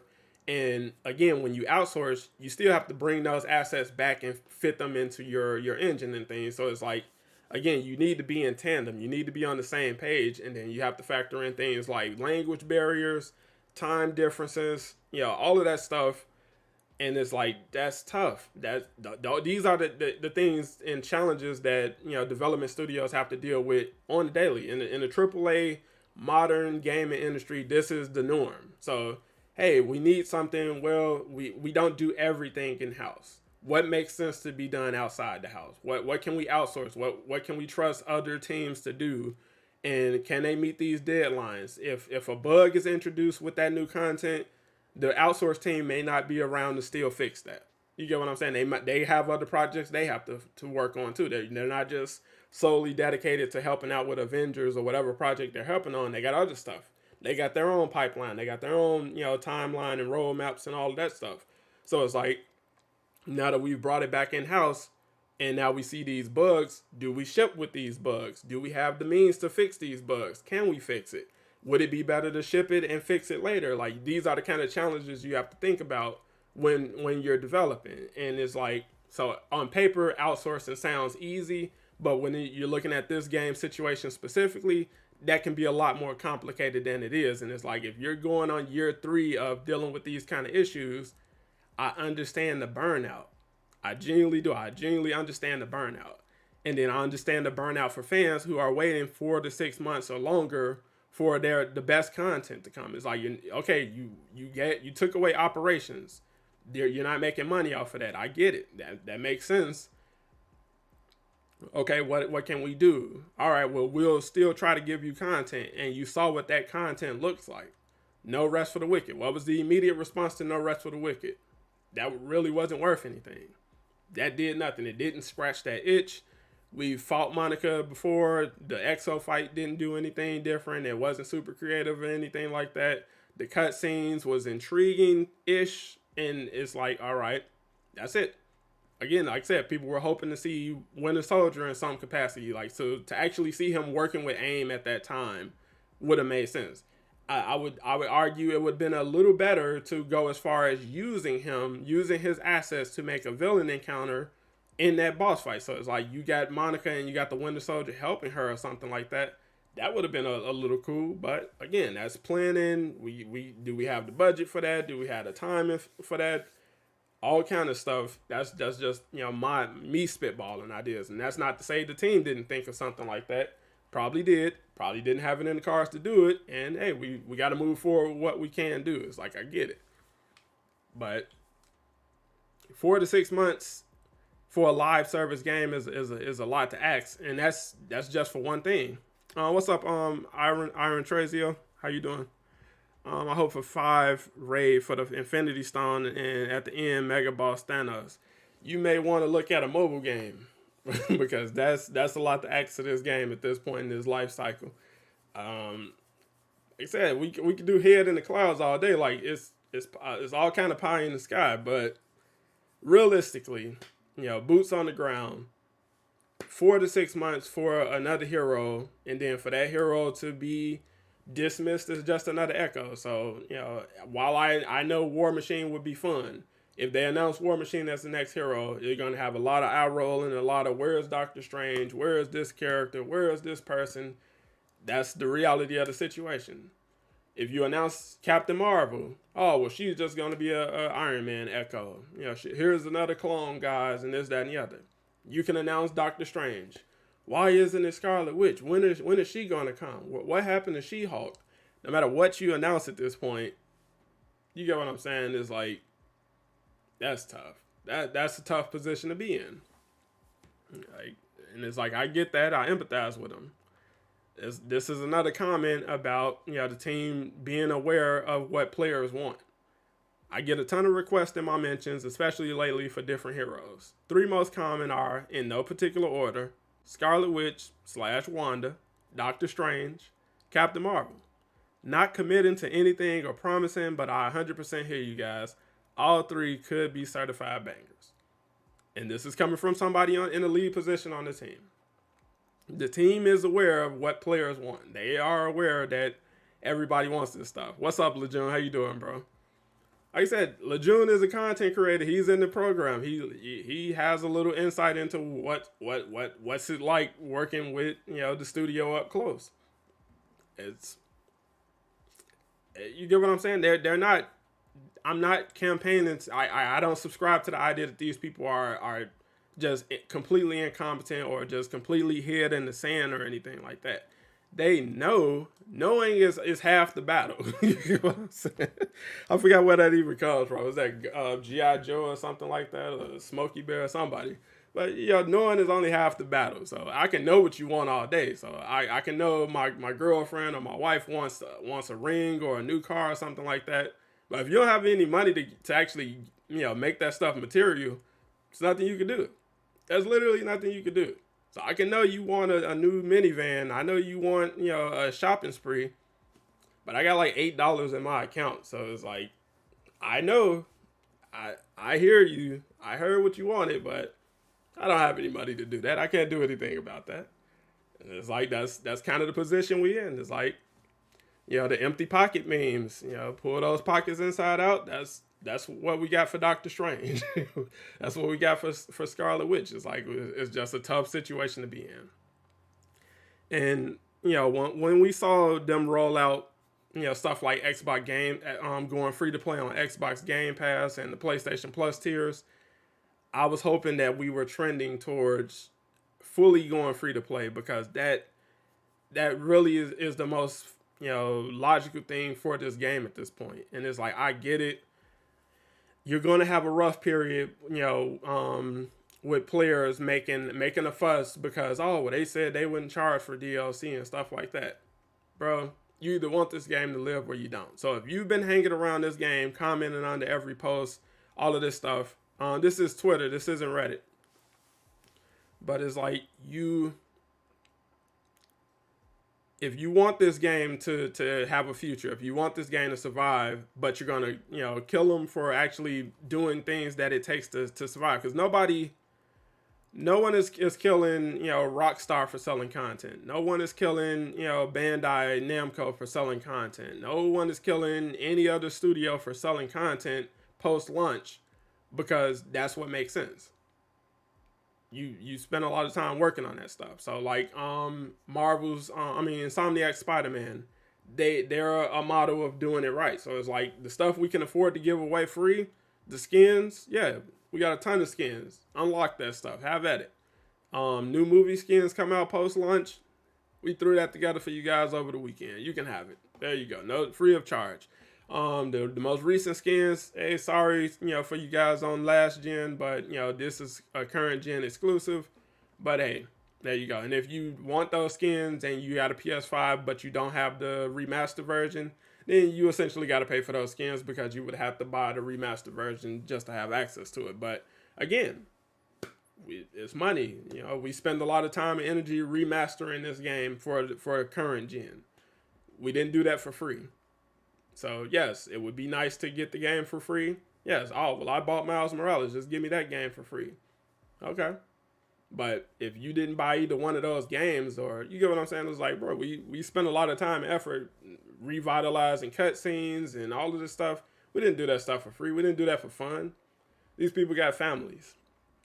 They got stuff they need to do. The studio isn't doing this for free. The studio does this because there's money to be made. There's capacity for profit. There's opportunity for profit. This is Brian talking about adding new biomes. All of this is from the same time last year. This is all late June last year. So the halfway point of 2022, all of this is coming out fresh off the press. So we just got Jane. All of this stuff is coming out. He was communicating with the community at that time, and this is the stuff that he's sharing. I'd love to add new biomes in the future when it makes sense for the story. Nothing planned now, but I find myself planning farther and farther out every day lately. What are you actually planning? Because it's like we're not really seeing anything take shape at this point, and it's like I said, he definitely took some hits, towards the end of the year personally, but it's like if it's so hard to figure out what's going on, man. It's so tough to not only figure out what's going on, but to kind of just remain optimistic about the future, because it's like it doesn't, we're still not headed in a clear direction. So it's like we spent a lot of last year retooling things to be better accommodating for newer players, and it's like, for what? Like we didn't monetize those people. What's good, Q Mr. Rage? How you doing, bro? Appreciate you coming through. And for anybody who's been hanging around or just popped in, if you have a minute and you have the desire to smash that like, it definitely helps support the channel, and I appreciate it. But it's like, when you hear things like this, when you hear, hey, we plan to add new biomes like Wakanda, it's like, that's encouraging. That players want to hear that. That's encouraging stuff. I find myself planning farther and farther out every day. Oh, someone in the lead position is planning, for the future of this game. And it's like, to see a full year of plans play out last year is like, bro, you've killed any real faith people still had in your capacity to plan, because it's like not everything just seems short-sighted. So it's like, again, and in my personal opinion, the Winter Soldier isn't an end of the year hero. Middle of the year, start the year, maybe, but end of the year is like, that's not where you curve, the end of the year for. You should aim to end the year big. So like 2021, I would have reversed it, so I know Spider-Man, they wanted to synchronize with the MCU, so they wanted to tie in with the release of his movie to a degree. But it's like, even then, it's like we got none of those movie skins. You to this day have no MCU skins from that movie for Spider-Man, and it doesn't look like you're gonna get. I can't even tell you what. I think the last skin we got for Spider-Man was probably the Spider Monkey or the Iron Spider from Infinity War, but we're probably past the 1 year point of not actually getting any new content for Spider-Man. And it's like, you see other games like Midnight Suns rolling out black suit for Spider-Man day one. You load that game up, turn it on, you can throw the black suit on. You got to pay for it. It's like $3, but black suit, his most infamous skin, available day one. And then over here, you got the brand manager telling people on Reddit, like, hey, a lot of that stuff you actually want, a lot of those skins and stuff, we don't even have, the okay to make that kind of stuff. And it's like, damn, like, that's tough, bro. And Lejeune here with, a bit of insight. So, the license, the contract for that is done. The contract with Spider-Man is done, allegedly. And they don't have the freedom to make anything else for him. So it's like, something like that just screams short-sighted. How, I don't understand how you push go on something like that. You took nothing but hits on the back of that, and now you're getting hit for eternity, because not only is he limited to one platform, the people who actually got him aren't getting anything new for him. Like, you can't get any of your favorite skins, none of the movie skins. You can't get the Tobey Maguire skin. You can't get the Andrew Garfield skin. You can't get the comic skins. Nothing. You just got a character sitting in your game taking up space for 1/3 of the population. And it's like, that just screams poor planning. It's like, bro, what's up, Shadow Widow? Catching you up. So I can take you back to the top. Like I said, just going over some of the things, we heard from the developers last year. And I was talking about, just wanting some of the planning for, MCU synergy, like just tying in with the MCU to be better focused on things that make a little more sense and that, could be better for the game in the long term. So like planning for Captain, Marvel, ahead of her movie, or planning for Ant-Man and the Wasp ahead of their movie would have a much bigger payoff than planning for somebody like Jane Foster. Even though it's like, I get it, Jane Foster, her assets are already in the game essentially. So it's like we're just taking from Thor. Ant-Man and the Wasp, we don't really have anything in the game we can really pull from outside of like Kamala being able to shift in size, and Hank Pym has a ray gun that can shrink people, and it's like, is that enough to build an Ant-Man concept from the ground up? Not really. The Wasp, what assets would we be able to figure out around her kit? And it's like, it doesn't seem like there's much on the table for that at the moment. And it's like, this is where investment would come in, but in order to invest in something, you have to be able to see a return. So it's like, I know the skin numbers aren't enough to justify the kind of resources that it would take to accommodate building two heroes this unique. Like you got assets for the ants in the game and stuff like that. It's stuff in the game they can use, for Ant-Man and the Wasp essentially, but not enough for a full-fledged character. Like, not enough to cobble together a whole new hero or anything like that. So it's like him shooting his shrink gun, that can function similar like the Winter Soldier now. His AR. What's good, Corey? How you doing? Brooks says, I would have paid for new operations and heroes. Yeah, like I said, paying for the operations and heroes that are already available just makes sense. It's like, you've already done the work. You just didn't charge for it. You can charge for it. Like, you're not going to draw in many new players with a $40 price point on PlayStation for a game that's, word of mouth is still saying is terrible. People still do clout reviews for this game saying, yeah, it's still terrible. Don't play this game. I played this game, so you don't have to. It's still terrible. Look at my level 1 character running around, and I'm getting one shot by stuff because I don't know what the hell is going on, because it doesn't matter what's going on. All people hear is this bad. You see somebody play badly, and that's the narrative, and that's your takeaway. Oh, this game is bad. $40. I'm not trying that for $40. I'm not trying that for $15. If it was free, that's all you hear. Like, you go under any other skin post, this should be free, or give us this for free. Free. Okay, you can come in for free. You can play the campaign for free. You can play the campaign heroes and in-game content for free. But when you enjoy yourself and you say, hey, I want some of these other, we got 6 other heroes. If you're on PlayStation, you got 5 other heroes on other platforms. If you want to play with those people, if you want to check out their operations and see what their story is about, you got to pay for it. You don't have to pay for it. Just like you don't have to pay for skins. You don't have to pay for anything else in this game. You can play the game for free if you get it on Game Pass or something. So if you pick up this game for Game Pass right now, you can get everything for free except for the skins. But, ideally, you will bring those people in for free, entice them with the campaign, give them a taste of in-game, and it's like, all right, once you're bored with those heroes, you got your other heroes to max, or hey, my favorite hero is Winter Soldier, or my favorite hero is, who else? Black Panther or Spider-Man. There are people who bought the PlayStation 5 just for Spider-Man. There are people who bought PlayStation 4s just to be able to play with Spider-Man in this game. What's up, Preach? And what's up, Dark Avenger?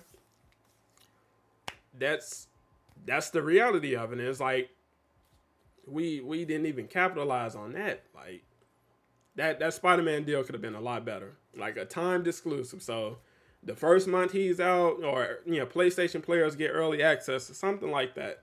And then he'll roll out later in the year for everybody else. So it's to start 2023, he's coming to other platforms with new skins and all this. Is like, that's the negotiation table. If this isn't serving you in the long run because you didn't sell them, and it's like you only got limited skins for them. So it's like, you outside of the money you got paid to dump them into this game, did you really, was it worth it? Was there any benefit to that? Minus the transaction and broker, I think DC Universe is a good model to start from. Debatable. I feel like that's more in the vein of like Marvel Heroes, because again, it's like that's more profit heavy with loot boxes and stuff like that. It's just a different business model in general. But it's around the way things are constructed in this game is like you can still make stuff work. Like you can still stuff is still feasible. You just have to you got to go about it the right way ultimately. But having someone like Kang in the pipeline would be exciting. I know he's not. I'm not telling you he's in the pipeline. I'm simply saying, in a game where people want more heroes, to be able to see someone like Kang, because narratively you can squeeze him in. You already got time rifts and all of that stuff, tachyon events and stuff. Playing with time is a good way to get on Kang the Conqueror's radar. You get what I'm saying? Messing up stuff with time is a great way to get on his radar. The Kree invasion is a great way to get on his radar. Having him honestly, ideally we would be done with the Kree invasion. So like the Kree invasion came this year. You get what I'm saying? And maybe a raid came later, in the year or something like that. So let's do this. Like imagine swapping out Winter Soldier and Jane Foster. You get Captain Marvel in June. You get an operation with her, and then later in the year you get the Kree raid. You get what I'm saying? And maybe another hero. So maybe you get an echo of Captain Marvel. So you get Monica Rambeau or something like that. Or if you want to do Jane Foster or Bucky or something like that, I don't know. But a Kree raid to close out the year, similar to what we got with Spider-Man in the raid in Wakanda, is like that plays a little better. And it's like you got a hero who hits a little harder than Jane Foster or Bucky individually, because people have been wanting Captain Marvel, and you paid that off. So you brought back Nick Fury, you teased that, you go free to play, you monetize those new players you just brought in and onboarded and reworked the events for and all of that stuff. So you're holding those people longer, you're giving them things to do, they want to do those things, they want to try out new heroes, they got to pay for it, they want to try out new operations, they got to pay for it. That money justifies future development. That operation for Captain Marvel, we sold that. So when that comes out, we're selling that. You get what I'm saying? It's like stuff like that. Yes, you can still manage to give stuff for free. So like something like No Rest for the Wicked should be free. So hey, new event drops free of charge. Don't worry about it. It's on us. You get what I'm saying? So if you don't like it or you thought it was a waste of time, well, you didn't pay for it, so it don't matter. But the stuff that actually matters and the stuff that we put a lot of time, energy, and effort into, you got to pay for that stuff, because that's just the nature of the beast. But being able to promise people somebody and a villain of this magnitude would be amazing, especially with Phase 5 kicking off in the MCU and everybody, most of your fans for this game being MCU nuts. Captain Marvel, again, the fact that we got to question if she's even going to come to the game that's tough. Like that's a tough spot to be in. But that's the reality of the situation, because I genuinely don't think there was much planning for her. So it's like showing a poster of her because it's cool. That's it. Talking about the Kree invasion, we know she's heavily tied into the people who play this game know their stories. You get what I'm saying? Whether they're coming from the MCU solely or they're coming from the comic books and stuff, or a combination of the two, they know Captain Marvel, Kree go hand in hand, which is why everyone has the expectation in mind that when we get to the Kree invasion, she has to be involved. Honestly, if you do get a Kree invasion, I don't know if she's guaranteed to be involved. You get what I'm saying? Like, I don't know that. I don't 100% believe if they push go on doing something to pay off that Kree invasion stuff, this will be included in the payoff. I don't know if she's in the cards for that. They never officially said anything about Captain Marvel. They haven't. Data mining and rumors have suggested that she's been, designed and developed to some degree and all of that good stuff. But at this stage of the game, I don't know that. I don't know that she's planned to be a part of this game. And it's like, that sucks. But, that's, again, I'm not holding them to anything they didn't say. So they didn't say that. They didn't promise you Captain Marvel. They didn't say, hey, soon after the campaign, Captain Marvel. They haven't said anything about her. And the same goes for She-Hulk, same goes for War Machine, same goes for anybody who's rumored but unannounced. Like, they didn't say anything about that, so you can't really hold them to that. I know there's people who do, because they can't really differentiate between rumors and, reality and what's actually official. But yeah, objectively, no, they haven't said anything about any of this. Ronan Ronan the Conqueror. Ronan the Accuser, would be a great addition to this game. I don't think they have any plans for that. There's nothing to suggest that. So it's like Kree sentries seem to be the crux of what would be coming with a Kree invasion. Like that's all you've seen. In that cutscene for Future Imperfect, where you see Monica and Nick Fury frozen in time with like six or seven Kree sentries on their heels with a Kree spaceship and stuff, is like you don't see any enemies on the ground. You see, I think, aimbots running around. It's like, what are the plans? Who knows? You get what I'm saying? It's like that's been the thing. It's like the plan was to do Jane Foster ahead of the Love and Thunder movie, which they managed to do. They hit that deadline on the head. Like they got that all the way out, and she was a cool addition to the game. Like figuring out her kit, figuring out the differences between her and Thor was cool. You had a cool war table for her. You all that good stuff.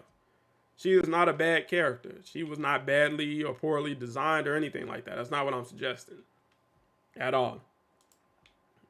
The marketing for her was okay. It was scaled down from what we saw years prior, but it's fine, I guess. And then you get to talking about what the data she dropped, where we have a lead on the team talking about the future plan. So it's like, hey, we have big goals for the next 12 to 18 months. That went away real quick, allegedly.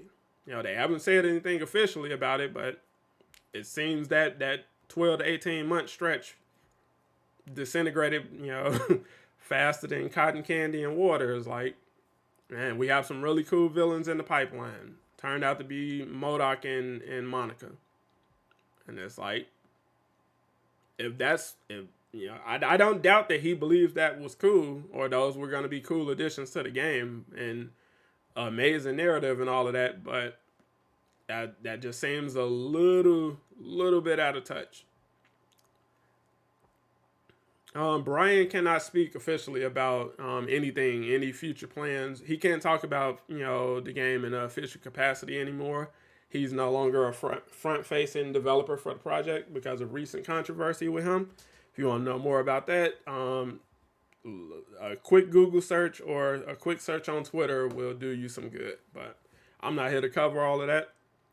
But you just that 12 to 18 months went away fast, bro. Like that's the fastest 12 to 18 months ever.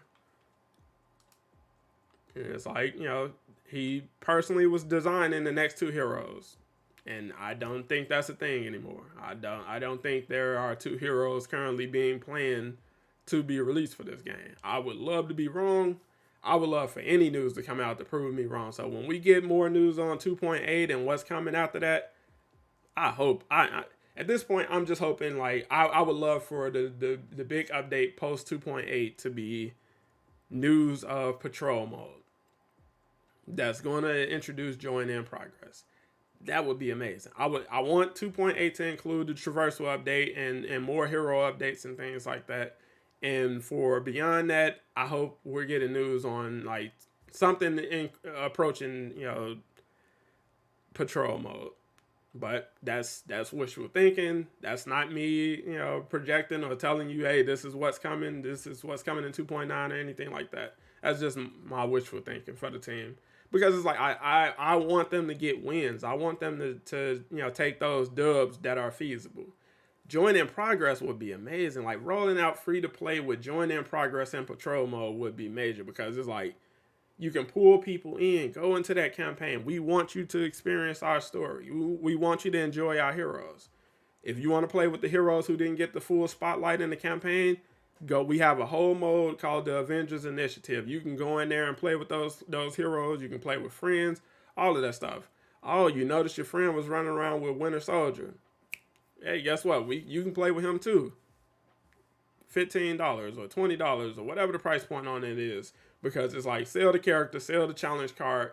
There you go. If I had to pick a character that I would most want to get in our game, it would be Doctor Strange. The team wants to do heroes like Doctor Strange. They want to do that. Can they do that? Not right now. It doesn't look like that's feasible right now. prove us wrong. Hey, is Brian still with the team? Yeah. I haven't heard anything to suggest he's been removed from the project. Like, he was, he came back around when Winter Soldier dropped to, kind of just promote that a little bit, like saying he was proud of himself and the team and all of that. Miller suggested that, according to his information behind the scenes, Brian's time with the project will be wrapping up, or Brian's time with the team or the studio will be wrapping up, once the doors close on development for Avengers. But that's hearsay. You get what I'm not invested in what's going on with that man's personal life. That's on him. I don't know what's going on with that. I don't know. Yeah, I hope he didn't lose his job, I guess. You get what I'm saying? It's like it's tough out here. Like, the price of eggs and stuff is going up. It's a tough time to be unemployed. So it's like I'm not wishing unemployment on anybody. Honestly, I have mixed feelings on it. What's up, Trayvon? Appreciate you, bro. Appreciate you being here. And everybody else who just popped in, if you just hanging around, smash that like. Do your boy a solid. But yeah, it's like I feel like he had some good ideas for the team. So like introducing shipments was a good idea. They just haven't executed well on that in recent months. I don't think shipments are the best place to reuse assets. So it's like when you're reintroducing content that was missed by people who are new to the game, put that somewhere else. Put that in the vendors or put that in the marketplace or give it away when you log in or something. Don't put that back in the shipments for everybody, because it's like, wow, I appreciate, like the 50 unit sales and stuff like that. You go in there for something to chase. So if they can design it to where once you get the chase skin, or if you already have that skin, it's substituted with a skin you don't have, that would be cool. So like it swaps out every 100 units. I mean, every 100 shipments you open. So you open 100 shipments, and then you get the monthly skin, and then from there, if you already have that, what you'll see is a different skin. So one of the skins you don't have. So one of the elusive top brass skins or something like that. There you go. Don't put what we already have as the placeholder. Put something that we don't have. That's what the shipment should be for. Chasing something you don't already have. And it's like the stuff that's not even listed is like, bro, it's you can literally spend hundreds of thousands of units in there and not get any of those other skins. Like I've proven that. Like that's crazy. But yeah, it's like, just throwing those skins in the vendor. So it's like the weekly vendor changes every reset and stuff like that. Oh, you can find those Hawkeye Civil War and Iron Man 3, his armor from that. You can throw that in the vendor and you can just go get that there. Or log into the game's marketplace and you can get those skins. If you missed out on that in the shipments, here you go. Or again, just design it to where, or program it to where, if this is, we're bringing this back to the marketplace, if you didn't already get it, and for everybody else, here's another skin that, it'll be substituted with a skin you don't already have. But, it's like, I don't think he's 100% terrible. I feel like he may have been given a little too much, control over some things. So it's like you may have had a little bit too much creative control based on what I'm hearing, and that didn't plan out. None of that panned out. So it's like, if he was behind the decision for like Jane Foster coming to the game, or he's behind decisions like, let's just do MODOK and Monica again at this point to wrap up the year. It's like, that's not great. That's not things I would have pushed go on. And it's like, if you're behind the focus of, okay, well, let's focus on newer players without any strategy on monetizing those people or, turning a profit in any capacity, you may not be the right leadership for this kind of project. Because it's like, in a game like this, you have to be banging on the desk demanding we get to a place for profit for both investors and the future of the game. The players are willing to spend money to support the game. I don't know what you're supporting right now. When you buy these new skins, I don't know what that money goes to, which is why I don't promote it anymore, because I don't think you get a straight answer. The people who are, getting those skins weekly for free and stuff like that and promoting that stuff, they can't tell you what that stuff goes to. They can't tell you, look you in the eyes definitively and be like, oh no, that still supports the game. I don't 100% believe that, and I don't 100% know that. So, hey, I'm not telling you to go buy those skins. If you're interested in knowing what's coming next, I can show you. You know, you got the a million BC Hulk in the marketplace, but I'm not like, hey, go buy that to support this game, because I don't know that supports this game at this point. At this stage in time, I don't know if buying skins is supporting the project long term. And I won't, in good conscience, tell you to go buy something and thinking you're doing one thing when I don't know that you're doing that thing. Is it wrong that I want takedowns more than skins? No. Like, again, takedowns, you haven't seen many more takedowns because that's new animations, that's new motion capture, that takes money, and it's like, even the stuff that you buy. So you have to buy that. You get what I'm saying? It's like that isn't even justified with, you know, investing. So it's like we're investing in new animations for new heroes. So Winter Soldier got some new animations and takedowns, but you know, everybody else is like, you know, it doesn't look like it.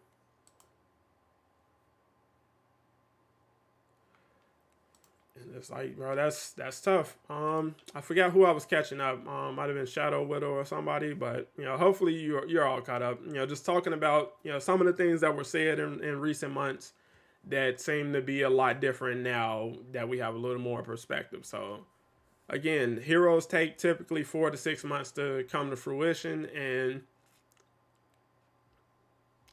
that's a you know, I mean, it's in the bigger scheme of things, it's like, it's not terrible. Like, you know, like I said, Dragon Ball Z Kakarot, they don't roll out content, you know, like every other month or every few months. They drop content when they have new content ready to roll, and people are cool with it. They pay for it. They play other games in the meantime. But at the same time, Dragon Ball Kakarot isn't trying to keep you there every week, every day. They're not constantly rolling out, you know, minor updates and patches and things like that, because the team is already working on what's next that's going to be sold. So their development goes strictly towards updating what's already going to be sold. So there isn't a day-to-day or week-to-week, you know, team that's managing that game's, you know, bugs or anything like that, because they don't have to. So it's a different animal, where Avengers is like, you have to kind of keep some people on standby because we have a dedicated team to constantly updating this game. That's what the promise was. That's what making this a live service game is about.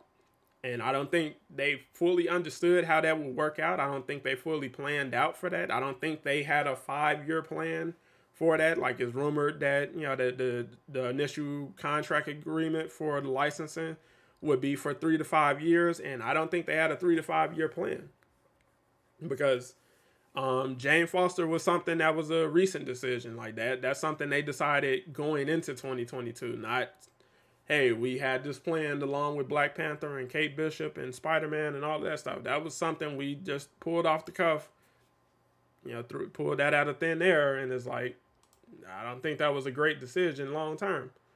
But yeah, it's like, they know people want Scarlet Witch. They know people want Doctor Strange. They know people want Captain Marvel. When the hell are you going to get them? Can you get them? I don't know. They know you want new biomes. They would love to add new biomes.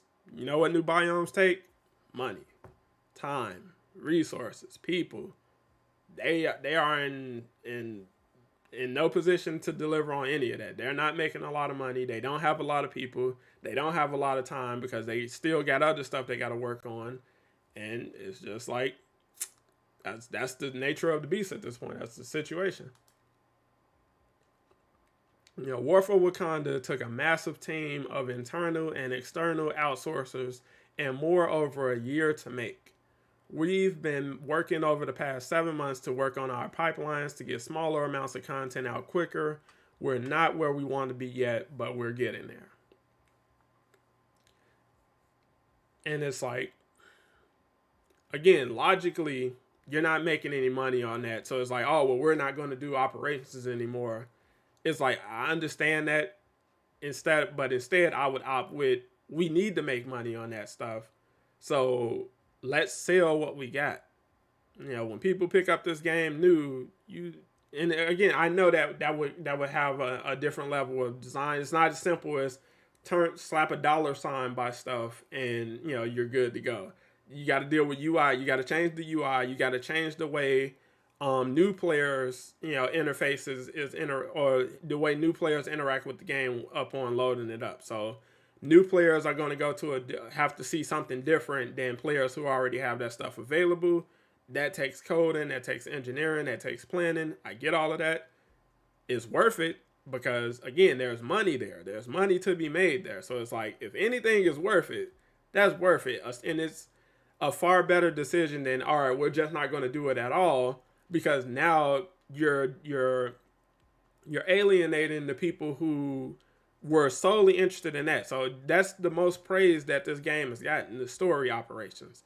These amazing cutscenes and cinematics and all of this stuff, that's what you got praised for the most. And to take that away completely, to take that off the board completely, you're not doing anybody a favor. And it's like, I understand, because it takes time and energy and effort and money that you're not seeing a return on.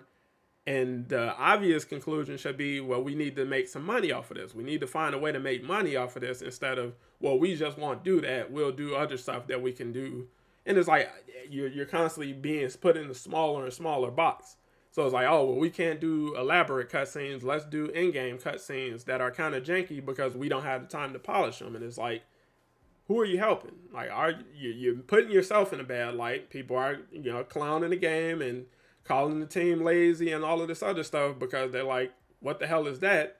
And it's like, juxtaposed with what you were just giving people a year prior with these elaborate cutscenes and animations and all of that stuff.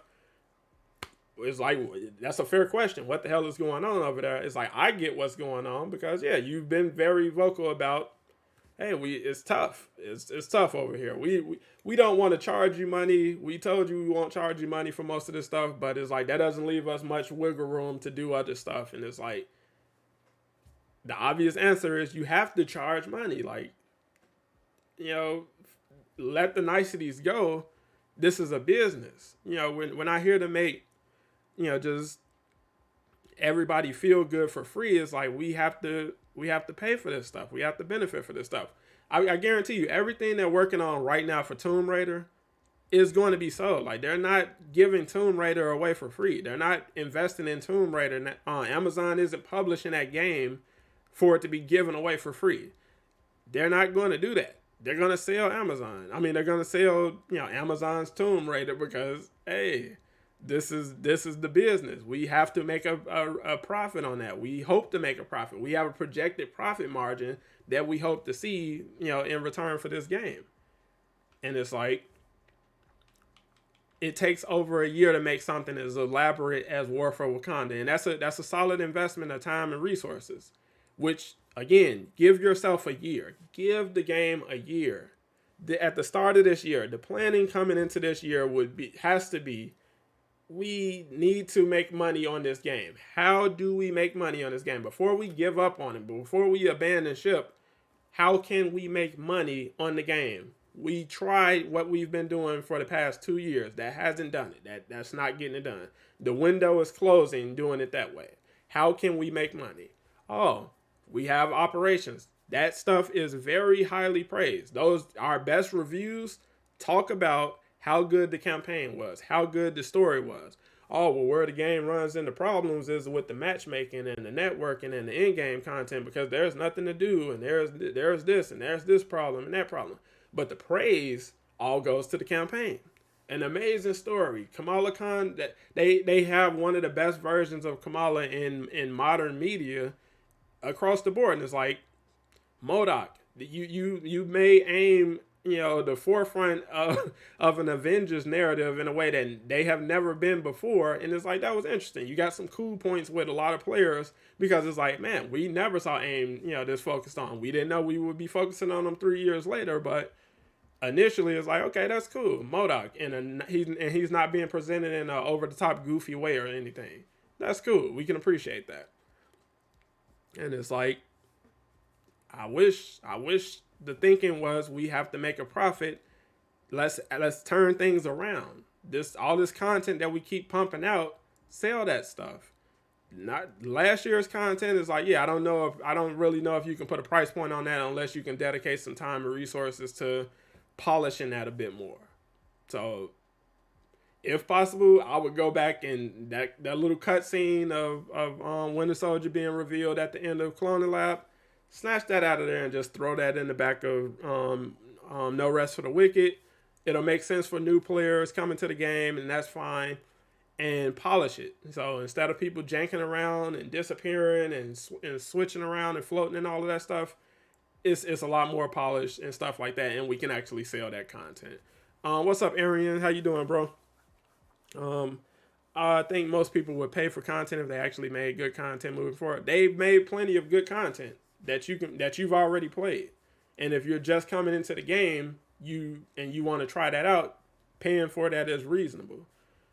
Destiny, for a game that modeled itself so closely after Destiny, it's like they learned none of the lessons when it came to actually how to make money from this. Like, Destiny turned things around for themselves, and they have a business model that's been working out great for them. What's up, Tay Brown? What's up, J Dog? How you guys doing? Make sure you hit that like. I appreciate you coming here. And for anybody else who just popped in, smash that like. It definitely helps support the channel. I think we passed up 100 likes. Let's see if we can get to 125. That would be dope. But yeah, it's like you can make profit from this game right now. And patrol mode, that's going to be even bigger. That's even more of a reason for players to come in free to play. And here's access we can sell. You want to go into a mode where you can run around with your friends, fight bosses, loot boxes, and all of that good stuff. We got a mode for you. And just sell it. Just sell your DLC content. It's taking a lot of time. I know it's taking a lot of time. They're rumored to be working on patrol mode. They're rumored to be working on join in progress. I know that's not easy. I know that hasn't been easy to figure that stuff out. For this game on this engine, I know that's been giving them hell behind the scenes. Sell it. Sell access to that. To the new players and the veteran players. Anybody who's looking to jump in there and criticize the hell out of that or look for bugs and stuff, that's cool. Pay us to get in here. Just pay. You know what I'm saying? Or whatever you say once you get in there, that's fine. But you get what I'm saying? If people are actually getting in there, they're paying to be in there, and they're having a ton of fun, and you can roll out Ultron as rumored with a mode like that, that would be amazing. And for both the game and the players, for both the studio and the players. Because now we actually see a return on this stuff. We can justify doing this kind of stuff because we actually make money on it. We actually get money from doing this kind of stuff. And now, if we give ourselves another year, we can plan and develop now an operation, because that's what people want. Headline: we're bringing back operations. That's our blog post. Operations are coming back. You can get early access now for Captain Marvel Season Pass, or you look at the industry around you and pull ideas from that. These people are making money. How are they making money? I feel like they equate selling content with being scummy or something like that. It's like, no, there are bad ways of selling content. So it's like, just people are complained about the World for Warcraft stuff. They complained about 2K's business practices all the time and stuff like that with NBA 2K. It's like, don't do stuff like that. Don't go the EA route. There are plenty of examples of doing it wrong. There's plenty of ways to do it right, though. You don't have to alienate everybody. You don't have to set your prices so low that you're not actually making a profit. You get what I'm saying? It's like, there's a way. You have to put the time and energy into figuring that out. Figuring out what's best for you, this team, and this project. What's the best way to meet return? What's the best way to, just bring this thing around to where we can justify investing in its future, and we are not selling our players up the river. So we're not selling them an inferior experience because we don't have anything else to do. We don't have any resources. So if we do want a hero, how much of a clone can we be shouldn't be the biggest question for the game. You get what I'm saying? Or that's just our fate. So if we do something new, well, it's going to be a clone. That, for a game like this, it shouldn't be the case, bro. You literally have something nobody else offers right now, which is why you're still around, which is why people still play this game. If this game was as bad as popular narrative suggests, no one would be here. No one would be in here talking about this. Nobody would be hanging around looking for news and stuff like that. People swear they hate this game. People swear they're done with this game. You can follow them. Follow anything they talk about. This game is on their lips in some capacity week to week, bro. For a game you claim not to care about, for a game you have no interest in, you do nothing but criticize it, but you're there. And it's like, I appreciate you being there. I wish the team appreciated that to the point where they monetized you. So monetize your haters. You know what I'm saying? Monetize your new players. Monetize your game because it doesn't deserve to die. I get being burnt out. Give yourself that time. If you go free to play, the money you're making from selling what's already there, you're not under strenuous deadlines to deliver, amazing new content because, hey, we worked really hard to give you patrol mode. We'll work on another hero to close out the year, but our next big content won't be rolling out until next year. That's going to take some time. Communicate that so people know the game is still, got some legs under it. We know we have more coming in the future. They're paying for stuff. You can still do the skins every week. You can still do events and all that. The game can function as it does. So you got a patrol mode to run around in. You got a raid to run around in. You got a couple OLTs. You got other missions. Rework your missions. Make your missions more, engaging. Introduce bosses in other places and other missions. So like those smaller war zones, random boss encounters would be a great addition to that. Better rewards for that would be a great addition to that. So doing a small war zone for just ISO, it's and there's some fun missions you can do in like 5 minutes. Like there's a war zone in Wakanda you can do in under 5 minutes. There's a Snowy Tundra war zone you can do in under 5 minutes. They're feasible, but it's like, you could just go get the ISOs from the vendor. It's like your time would be better spent just hunting the vendors to get those ISOs. So it's like, are you really playing, loading into a mission to go play for 5 minutes for an ISO? It's like, no, not really. If you offered higher levels, so like, you only get one chance at well, you get technically more than one chance, but like if you play the elite raid, you can get one higher level gear ISO a week. After that, you only get one piece of gear, but it won't be an ISO. Offering ISOs at a higher level in those little war zones and stuff like that to give you a chance to kind of re-roll your chances on that or upscale. It's like something like just rework what's already there to make it better. And I think that's probably some stuff that they're considering. Like the hives, throw bosses in the hives. Like people don't want to do puzzles all day. They just want to fight. Being able to fight Abomination on like the 3rd floor of a hive. So you fought your way through 2 waves of enemies on 2 floors, and you get to the 3rd floor and you got a couple enemies and a boss in there. All right, cool. And then you work your way up.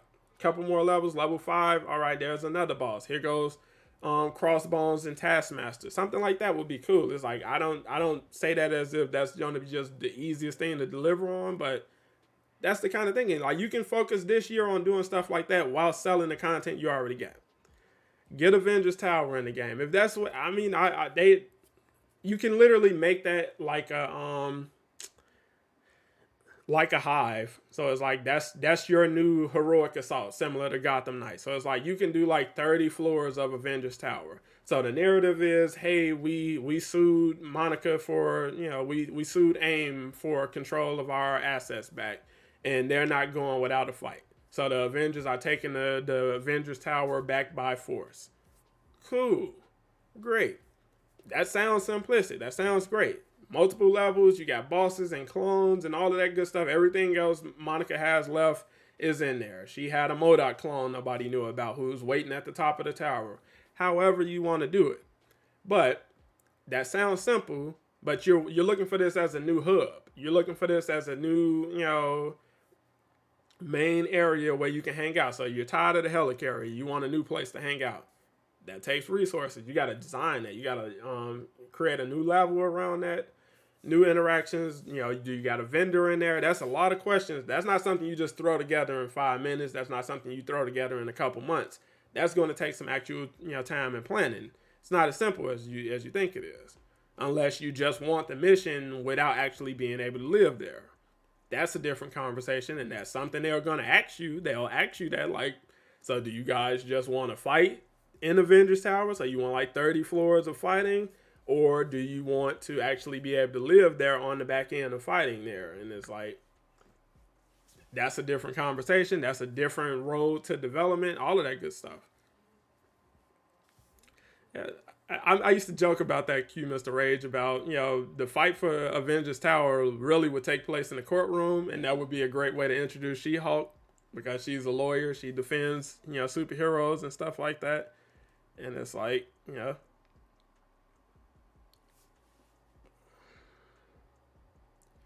that would genuinely be, a fun, interesting way to include her. And then it's like, yeah, hey, we sued them, we won. They don't want to give it up. We're going to boot their ass, physically to get them up out of there. And that's fine. Monica blast off like Team Rocket, I'll get you Avengers and all this good stuff. Because this lady just doesn't lose. She doesn't leave. She's like the ultimate roach or something. Like, bro, you literally have done everything in your power. You beat her and took the Cosmic Cube. You took her clones away from her. You beat up her MODOK twice. You shut down her space station. You blew up Cloning Lab, and she's still on the loose. Like, she's like the ultimate Scooby-Doo villain or something. It's like, this is crazy. All of this from an AIM villain, bro? It's like, in what world? In what world is AIM this prominent? Like, just, this lady just doesn't lose. And it's like, when you do catch her, her eyes were different colors. So that's a clone. The real Monica is still out there. She's trapped in the future, but she's still a menace. Like, the ultimate menace. It's crazy. And it's like, I get it. People are tired of that stuff. And it's like, to think that people would be excited about that that's crazy. That's crazy.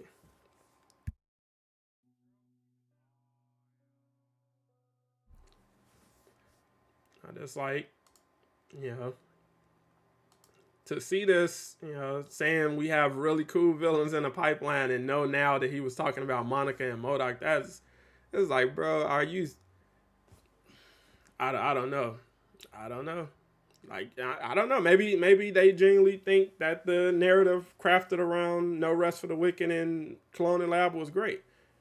On the outside, it's like, this made no sense. Why is it still called Cloning Lab? There is not a clone in sight. There's no clones of MODOK. There's no clones of Monica. Like, again, just swapping things around, it would make more sense. So it's like, No Rest for the Wicked, you fight MODOK there. You get what I'm saying? MODOK breaks out of the containment, unit after they revive him, and now he's attacking people. Monica runs, and the Avengers have to deal with him because he's too dangerous to be on the loose. Okay. That explains why we were seeing MODOK in the tube. We're trying to, stop him from being revived. We failed, and now we have to go to the last, area to fight him. And then in Cloning Lab, Monica, who literally does nothing but makes clones, we're stopping her ability to create more clones. So the final fight, Monica and also the clones. And it makes sense because it's a cloning lab. We're stopping her from being able to do this in the future. So she won't have these options in the future. So she can blast off and run off or teleport or whatever, but she won't be making any more clones anymore. I get it. They want her around for the Korean invasion stuff, but hey. When did Brian text this stuff? Back in June. Back when Jane Foster dropped. He was talking across, multiple platforms. So he was talking on Reddit. I mean, not Reddit. The Discord. He was talking over on the official Discord, and he was talking over on Twitter. And as always, I just try to keep you guys in the loop about the interesting things they were saying. Like I said, this was interesting. Saying I get chills thinking about it. So when you hear we got really cool villains in the pipeline, but while staying within reason, name a villain that you would think this team would be able to pull off, in a pipeline, like something you would see in the future for this game. When you hear we have really cool villains in the pipeline, what kind of villains come to mind? Because I guarantee you, Monica and MODOK was not it. I guarantee you, nobody was guessing Monica and MODOK was the villains they were talking about. And it's like, that's the crazy part. That's the kicker. Red Skull, Ultron and Ronin, just, again, really cool villains in the pipeline. Yeah, that Ultron would be a really cool villain. Red Skull taking over an Exo or something like that would be a really cool villain. I guess. Ronin, Really cool villain. A lot of people still want Mangog. A lot of people want Zemo. It's like, these are really cool villains. When I think of really cool villains for Avengers, 2 years in, Monica and MODOK are not on that list at all. Thanos. Something. It's anything. Because that's who we got.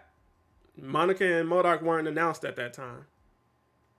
So at the time of this post, 2.5 had just dropped, and 2.6 had just started to talk about plans for No Rest for the Wicked, and Monica being the villain. And then after that, we learned that Winter Soldier and Cloning Lab, which would reintroduce MODOK, would be the next content drop in the end of the year. So the next two villains that he was talking about at that time was Monica and MODOK. And that's crazy. Yeah, maybe he was referring to Ultron. It's very feasible, very possible.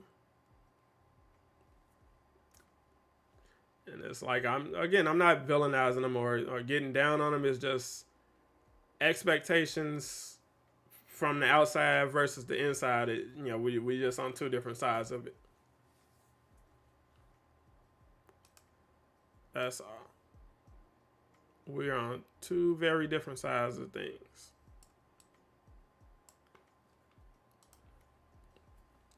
I just want War Machine added to the game and I'm good. I try, man. It's like I would love to see War Machine. It's like that sound crazy. Like, people are like, oh my God, why are you asking for more echoes in a game that desperately needs Doctor Strange and stuff? Because I know what they can do. Like, I know you can do War Machine right now, which is why I just say, just do War Machine and sell them. I'll pay for War Machine. Whatever your price point is, $10 for the hero, $10 for the challenge card, $20 for, the pack. All right, cool. I'll pay $20 for War Machine and Avengers. Because you should get money for that. You should make some money. You got to keep fighting for them. I'm trying. AJ was in here earlier. He might still have me on in the background. AJ, I'm telling you, Starbucks for some Starbucks and some Jimmy John's sandwiches for the whole team. Let's get War Machine. Get started on War Machine. Forget the plans. Just scrap everything. Whatever you were working on for the next month, just scrap that. Tell the team, hey, I'm starting working on War Machine.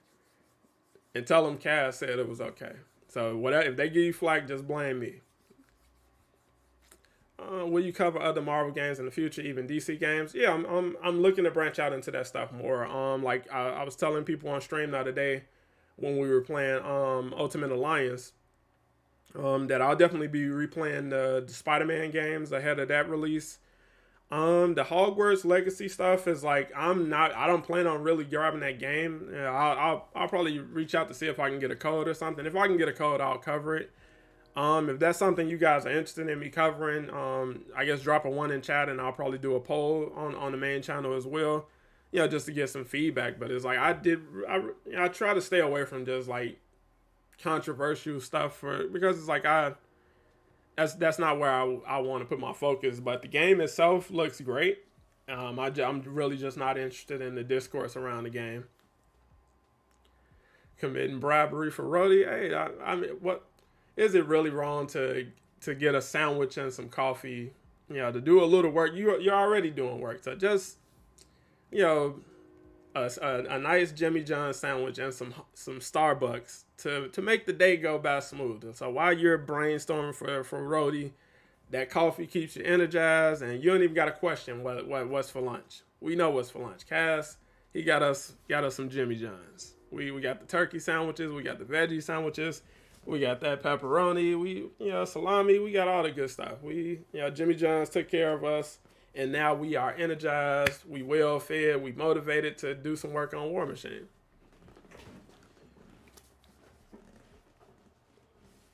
Not a bad sale, But in all seriousness, it's like I would appreciate whatever they can do. If their intent is to bring more content to the game, more heroes and things like that, it's like especially if I'm not paying for it, it's like I'm not gonna grill you or just kill you for it. But it's like, I wish, man. I wish I wish this was on the table. I really wish they were on the table for this game. Like I feel like they would be amazing additions to the game. I feel like the team, if given the time and resources, would do an amazing job with them. I I know AJ can come up with something cool for Ant-Man. Like to just to hear him brainstorm about what he would like to do for that, I would pay for that. Just to sit in on the session of, man, we could do this with Ant-Man. Or, ooh, what if he did this and this, that, and the other? It's like, that's the kind of stuff I find fascinating about gaming in general. They teased us so much. Who we talking about? Captain Marvel. A lot of characters should have been in the game from the start. There's only so much you can do. This isn't a game where like the combat or the gameplay is super simplistic. So it's like I understand why it takes 4 to 6 months to design, animate, and engineer these characters, because it's like you're bringing a lot to the table. Like this isn't something you just slapdash together and hey, it is what it is. It's like you're doing what you can with what you got, and to be doing all of this with an extremely limited team and limited resources is like, hats off to the team. But just planning and understanding that you have to make money in this market would go a long way.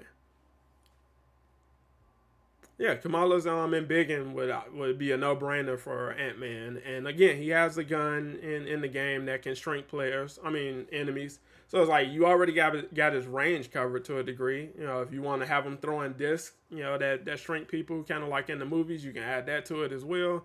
That can be like, it took a lot to do that War Machine video, but I told you guys, if you want, I'll probably do a poll on the channel for that too. Like if you want me to do another hero concept, just because, just to kill some time and just because it's, general interest there, I'll do it. So it's like, if you want something for like Ant-Man, Falcon, or Captain Marvel or something like that, it's like I can brainstorm enough to come up with some ideas, for what they can do.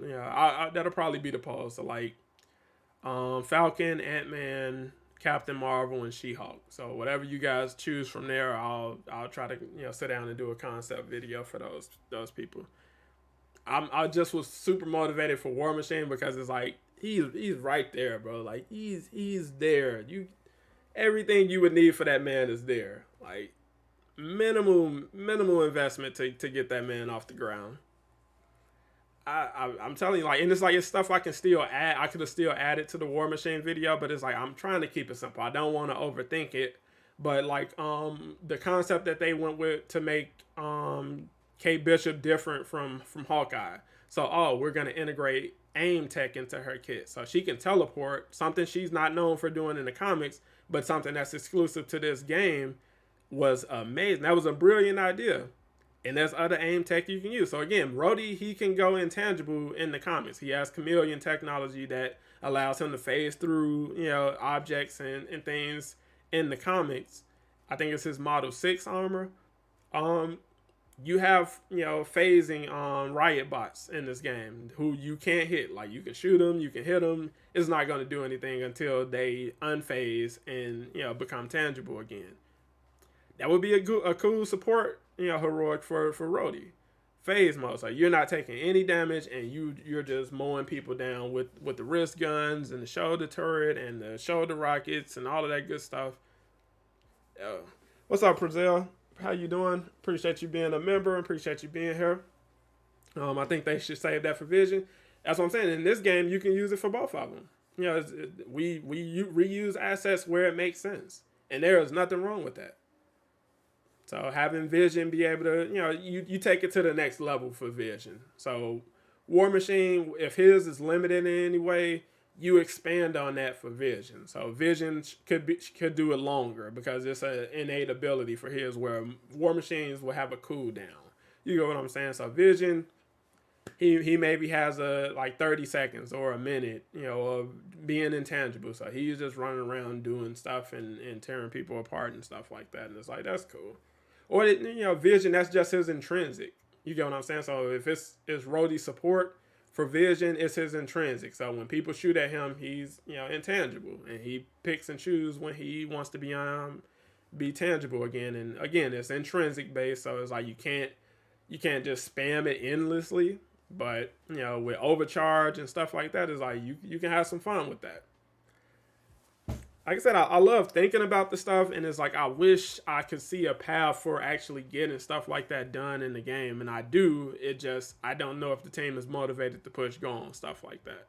So going free to play and selling content seems like an obvious answer. I just don't know if that's what the team is motivated to do. Maybe wrapping things up just looks too good to pass up at this point, and it's like that's so unfortunate, bro. Especially when you never really try. Like last year was the year to try, but you still have a great opportunity in this year to try.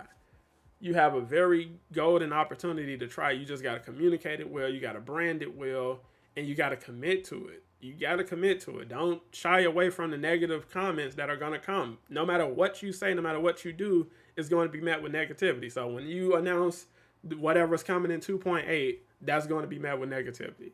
Why? Because that's what people hang around this game to do. How do you benefit from that? You charge them. You make them pay for that. You make them pay to stick around for this negativity. You get what I'm saying? That way, when they get tired of that or they choose not to do that, the only people who are left are the people who are enjoying the game and the people who want to enjoy the game. So the people who pick up the game to try it out, hey, it's free to play.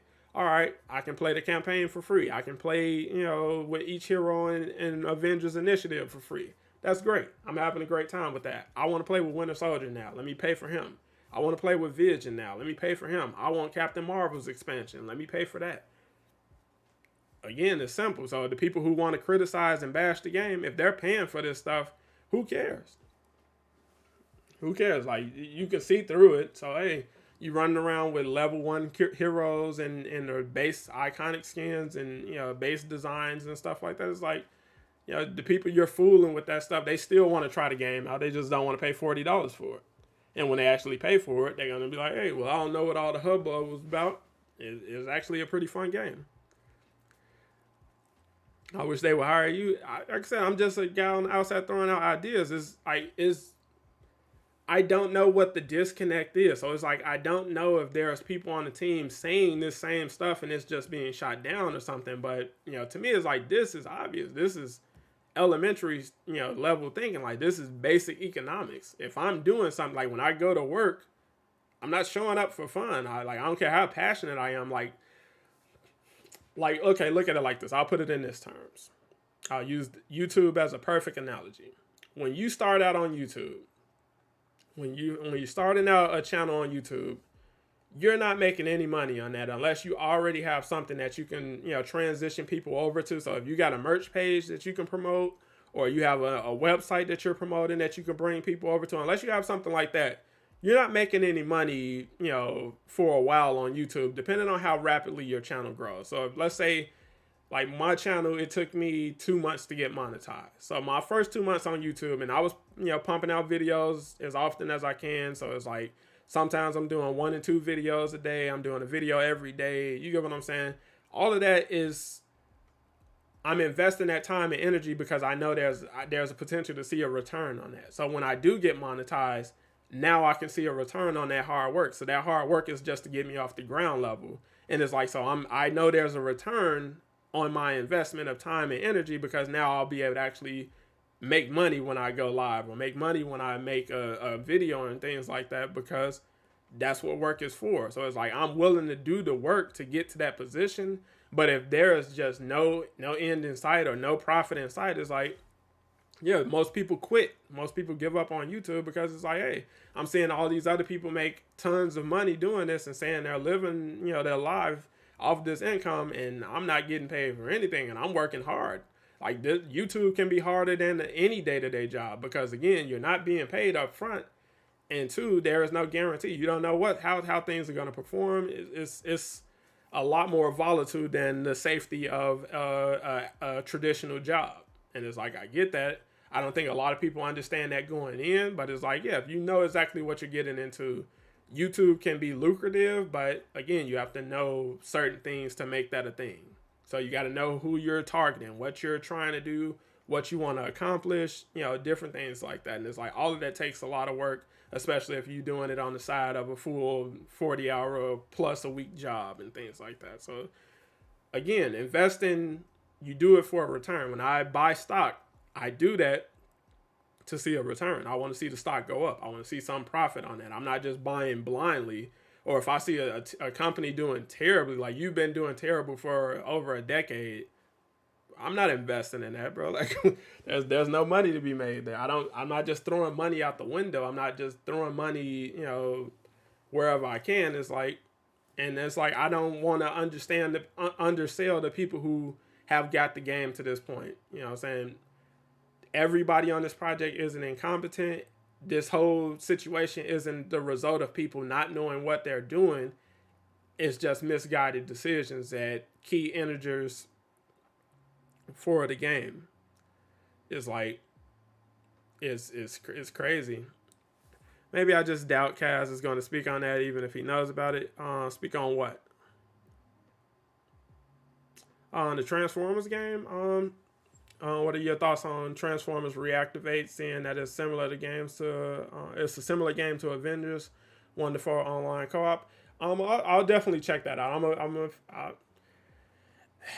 So it's like covering Avengers alone is a lot. Like I got several documents and spreadsheets set up with just topics, assets, all of this stuff for covering Avengers alone. And it's like I put a lot of time and thought and energy into that. And it's like expanding on that into other stuff I want to be strategic with it. So it's like I try to be selective with my time.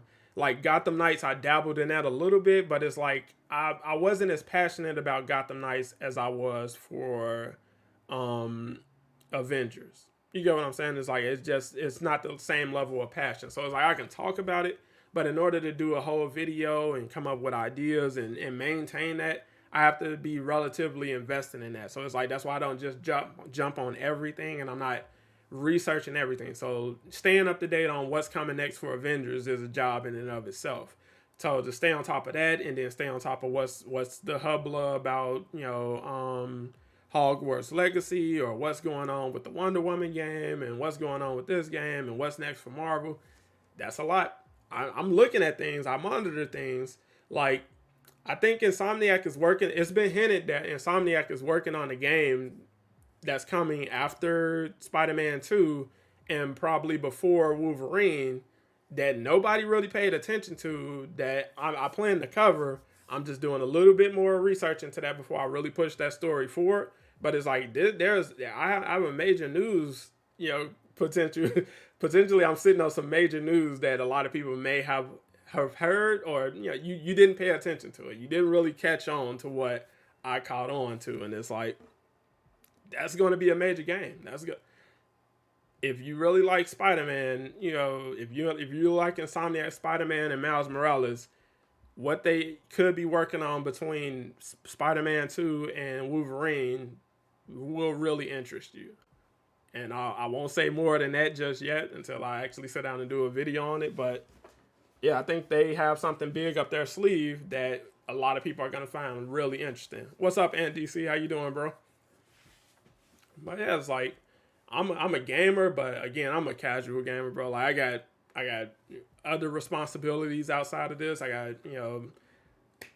it's a lot. It can be a lot. So it's like if I, just focusing on Avengers alone, if it was more of a news cycle and stuff like that, like when things really ramp up for Avengers, that can be a lot, to try to sit down and figure all that out, on top of like trying to stream and play online with you guys and stuff like that. Is like, that can be a lot to ask of anybody. So it's like, I'm just trying to be more strategic with it. It's like my Gotham Knights videos did okay. I didn't go as hard on that as I initially planned to. And it's like, again, I just want to be more strategic with that kind of stuff going forward. So Midnight Suns, it's a great game. I'm planning a review for that. I want to have that review out sometime probably next week. I want to do a review for Gotham Knights because I have honest thoughts and opinions on both of those games. Marvel Midnight Suns just wasn't a game I enjoyed streaming, and I don't think that's a game many people enjoy watching other people stream, or most of the people I've seen playing it, they just it's not as big of an audience appeal for that as it is with watching something like Avengers or Gotham Knights and things like that. So it's like it's not a bad game. I think it's a good game, and I think it's a great game for Marvel fans specifically. Like if you're a big Marvel nerd or a comic book nerd, that's a game for you. If you enjoy having a lot of the conversations and Ultimate Alliance, like just running around talking to everybody, getting unique dialogue and stuff like that, Midnight Suns just kind of takes that to the next level. And I feel like if you really enjoy that kind of stuff, you'll really get a lot out of Midnight Suns. On top of the gameplay, the strategy mechanics, and all of that was really cool and really interesting and stuff. I beat the game in 14 hours. I probably could have beat it faster than that, so probably like around like 7 to 8 hours. But I did spend some time, just trying to level my heroes up, unlocking different people cards and stuff like that. So it's like if you're foregoing all of that, you can, it's probably like 7 to 8 hours worth of content there. In y'all's opinions, do you guys think this game is in the yellow or the red or the critical red? It's tough to say. Like no one knows. Like again, it's weird because the developers want you in a spot where you don't really know what's going on because that leaves them room for the element of surprise. But at the same time, with so much negative discourse around the game, so it's like every week someone makes a video or someone makes a post or someone makes a claim that the game is dead, and it's like, or dying. You get what I'm saying? Oh, the game is wrapping up in September. The game is dying in December. And when that doesn't happen, you just move the goalpost forward and keep doing that because no one calls you out on lying. No one says, like, hey, you told us, the game was going to die. You didn't show anything to support that. You just said it.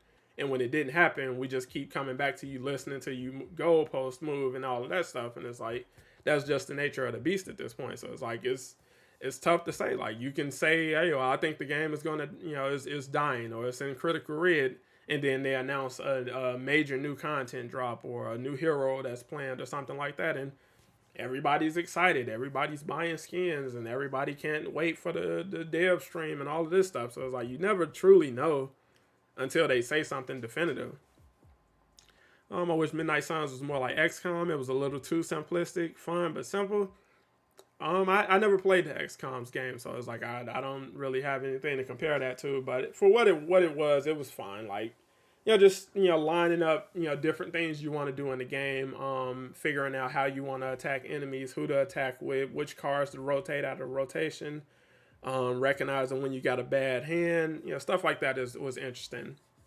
It's just a different approach to playing with those characters. But if you're not a fan of having to be limited to waiting to be attacked or waiting to attack, or you're about to get hit and be killed and there's nothing you can do about it, so the second you end your turn you're about to get whacked and that's it.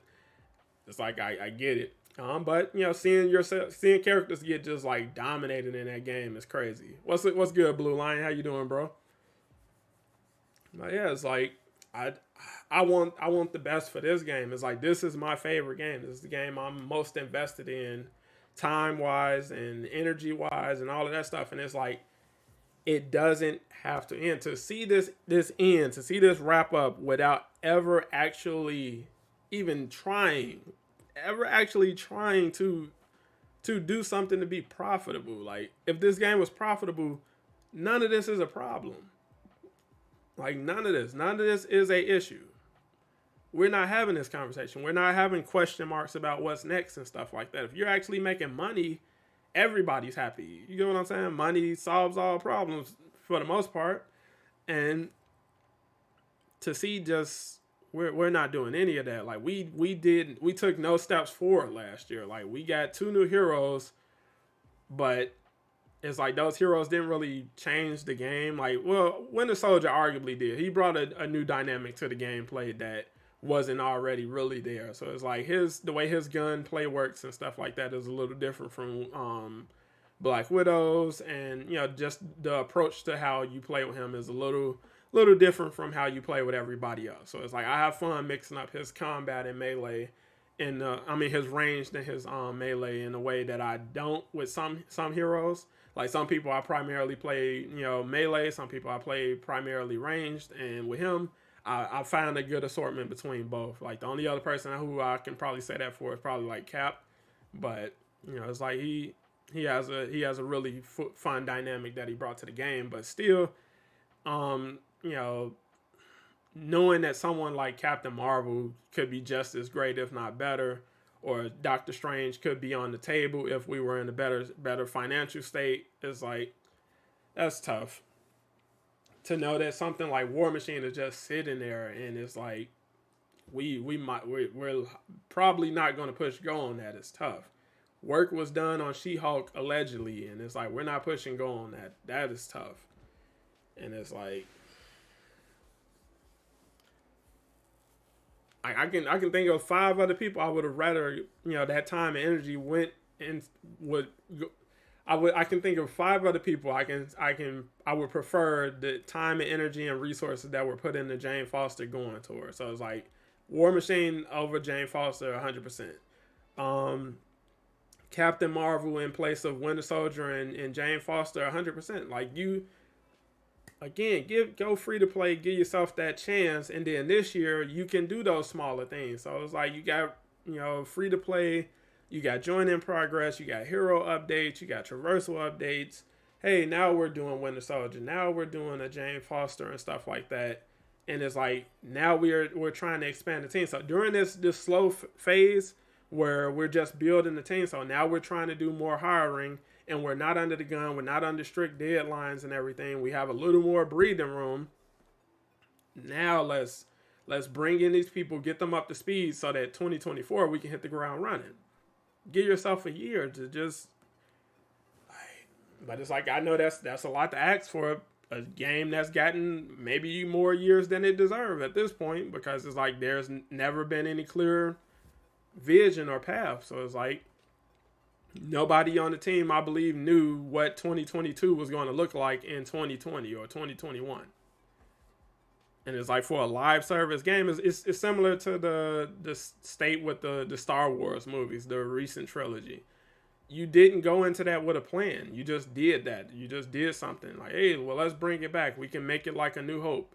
And what are we going to do for the sequel? Well, we set up all these expectations for the sequel. So, Finn is going to be a Jedi, and Rey is, we're going to figure out her family stuff and all of this other stuff. And it's like, you get to it, oh, well, it's a new director. He got a new vision. He got new plans for it. And we just went in a completely different direction because nobody's planning for this stuff. And then, in the third movie, well, how can we course correct? Now we got to, make fans a little happy because they were mad with how the last one turned out. So we got to do fan service while trying to tie up stuff. And it's like, it's ultimately turned into a mess.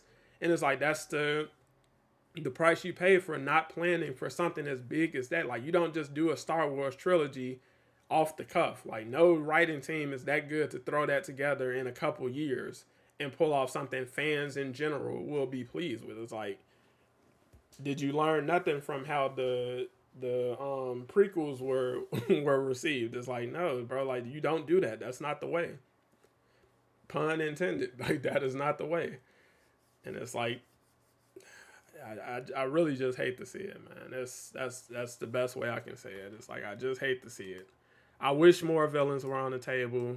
Kang is a pipe dream at this point. I don't think there's any intention of even doing something like Kang in this game, even though he will work really well. You can do a ton of interesting stuff with him. Like, you can introduce new mechanics, like freezing players in place, and just stuff like that. He can reverse damage. You get what I'm saying? So you do a certain amount of damage and he resets. You get what I'm saying? He rewinds time a little bit and now he's full health. His damage is gone. Suit's, clean again and all of that stuff. I got it.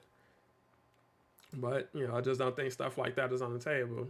These two would be bangers, but we're hoping for this alone at this point. And it's like, in a game like this, bro, a game this clean, as with this much potential, to be sitting there hoping for stuff like that is crazy. But, like I said, that's literally the nature of the beast.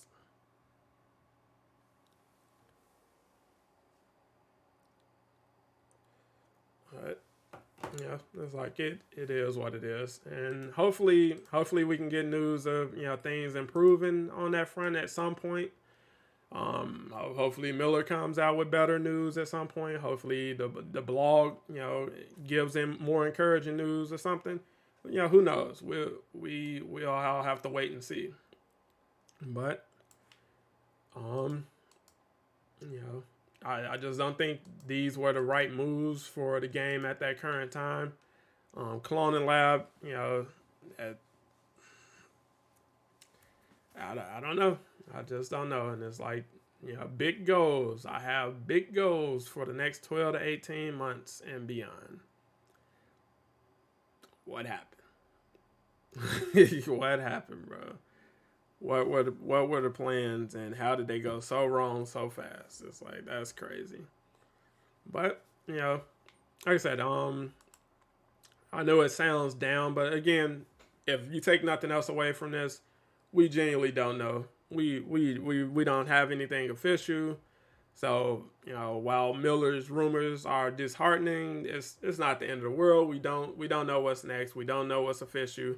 What's good, Spartan Rage? How you doing? If you guys are just popping in, make sure to smash that like. I appreciate that as always, and it definitely helps support the channel. Like I said, I hope we get more heroes. I hope we get more content. I'm hoping Patrol Mode and Join in Progress rolls out at some point this year. I'll make a video speculating about the traversal update and the changes I think we'll see come with that. And as always, I'll keep you guys up to date with whatever we get. So it's like we learned yesterday that the update is right around the corner. Hopefully that's dropping this Tuesday. That's going to bring more fixes. Hopefully they manage to fix the gear bug with the Cloning Lab gear. So if you've been leveling up your gear beyond 167, your stats aren't scaling it properly. So if you want the power level scaling, so you just want to see the level increase, I would suggest just using gear that you don't really care about. So it's like it's serviceable gear, but it's not your main gear. So level that stuff up, and then on the back end, when you want to, you can just level up your main gear once the bug is fixed with the patch update. And again, test that out before you do that. So make sure your stats are scaling properly before you push go.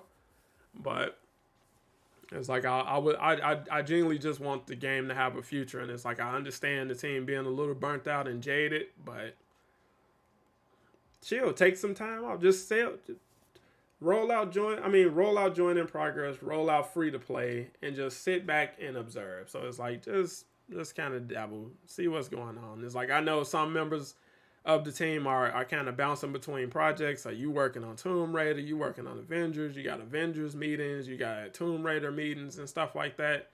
That has to suck. That's tough. And it's like there are no easy answers for this at all. And it's like they're in a tight spot, 100%. But if you're making money, I feel like that's the shovel you need to dig out of this hole, bro. Like you can create a new exit, a new path, with just making money. Money opens new doors. You get what I'm saying? So money is the cure all end all, I guess. But like when you hear 2 new heroes are being designed, man, how great would it be to have these be the heroes that are designed? What's happening with those designs? You get what I'm saying? Because it's like there's currently no real word on any new hero being developed. Miller was talking about a new mystery hero a couple months ago, but it doesn't seem like he's doubling down on that, or he hasn't come forward saying he's heard more on that front.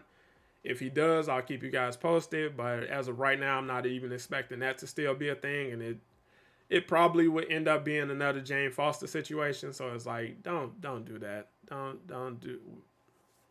Just let that go, man. Let that go. Let's just do what works. Let's do something that's going to work. Let's focus on what's going to work. Let's cut out the bright ideas. let's stop the bright ideas for a bit, and let's just focus on something that's actually feasible and something that makes sense for the game and for the player base. We've had 2 years of bright ideas. So hey, let's bring back Nick Fury, and hey, what about MODOK coming back? And that'll be exciting. Let the bright ideas go. Stop with the bright ideas. Do something practical. Do something sensible that makes sense. Like selling the content that you keep killing yourself to get out the door. That makes sense. That would make sense for everybody.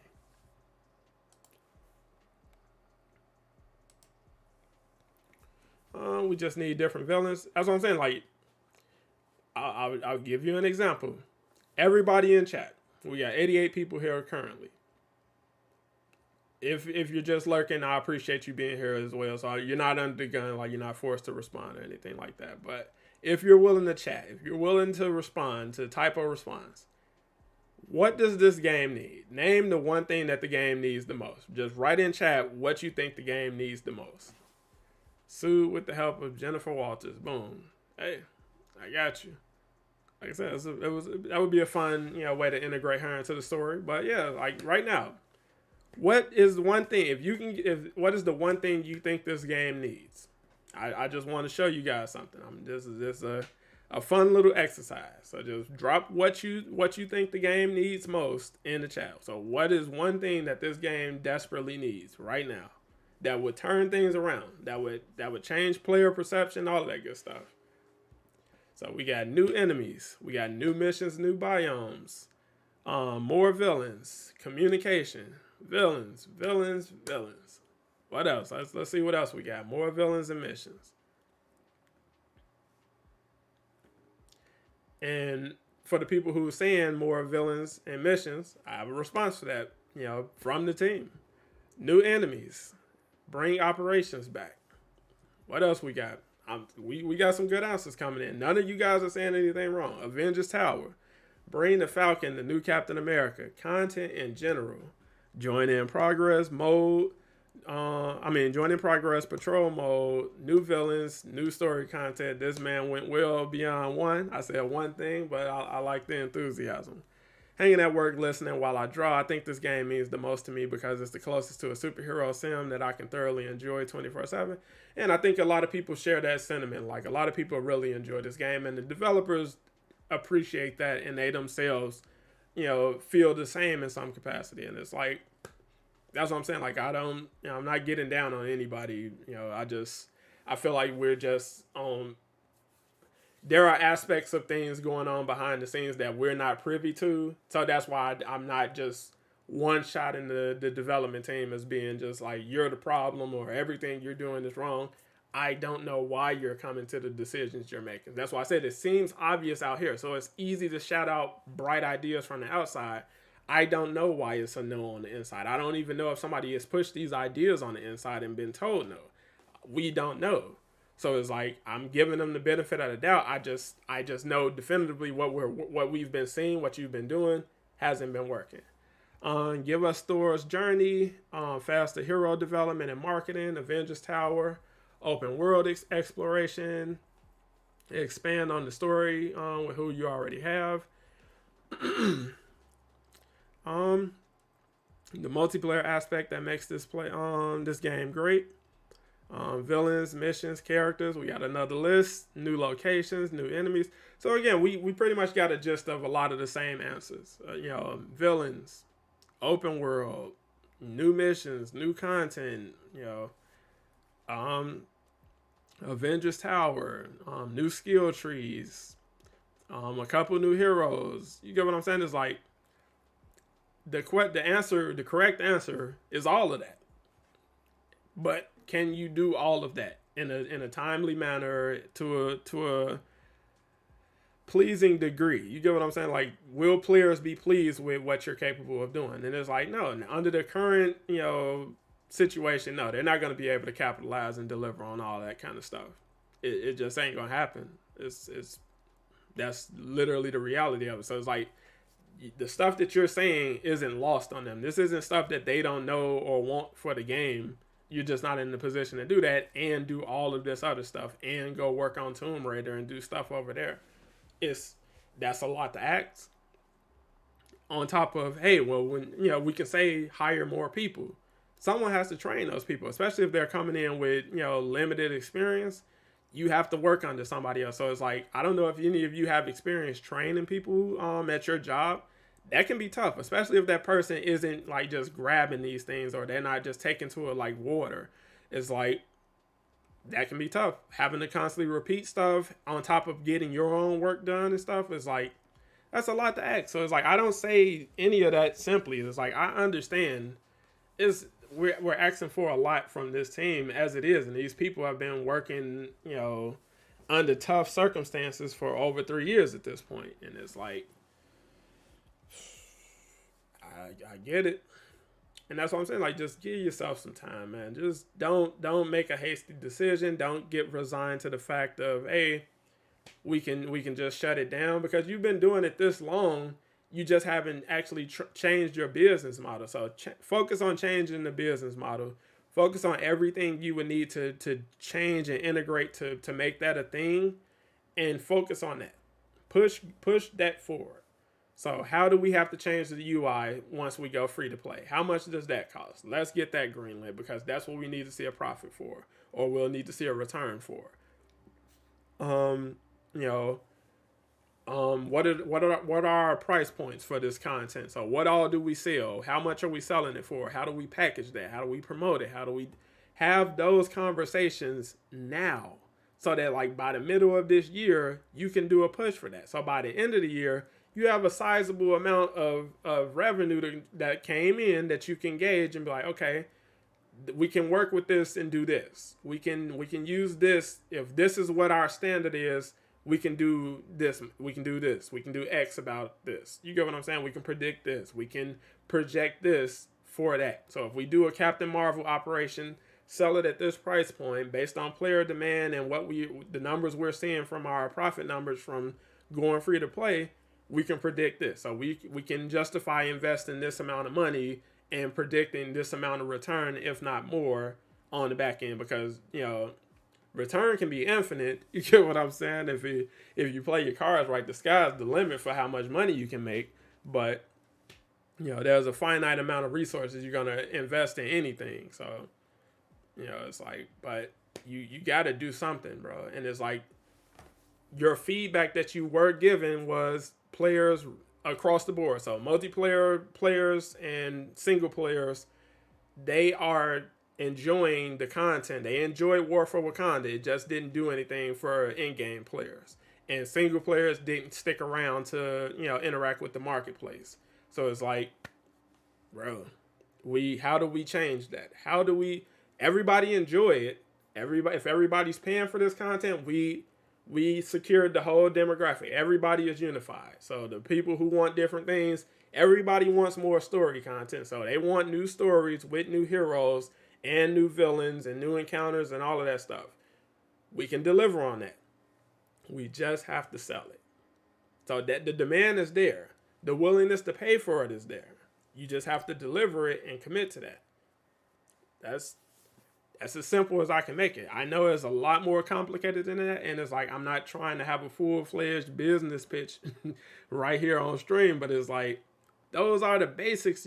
All the basics you need to understand about how you're failing to really take advantage of what you have on your hands. Like, you have something on the market no one else has. You've been afloat. You've been floating on this game for years as it is. If you just do something that actually generates profit, you can actually thrive. You can actually start to succeed in what you're doing.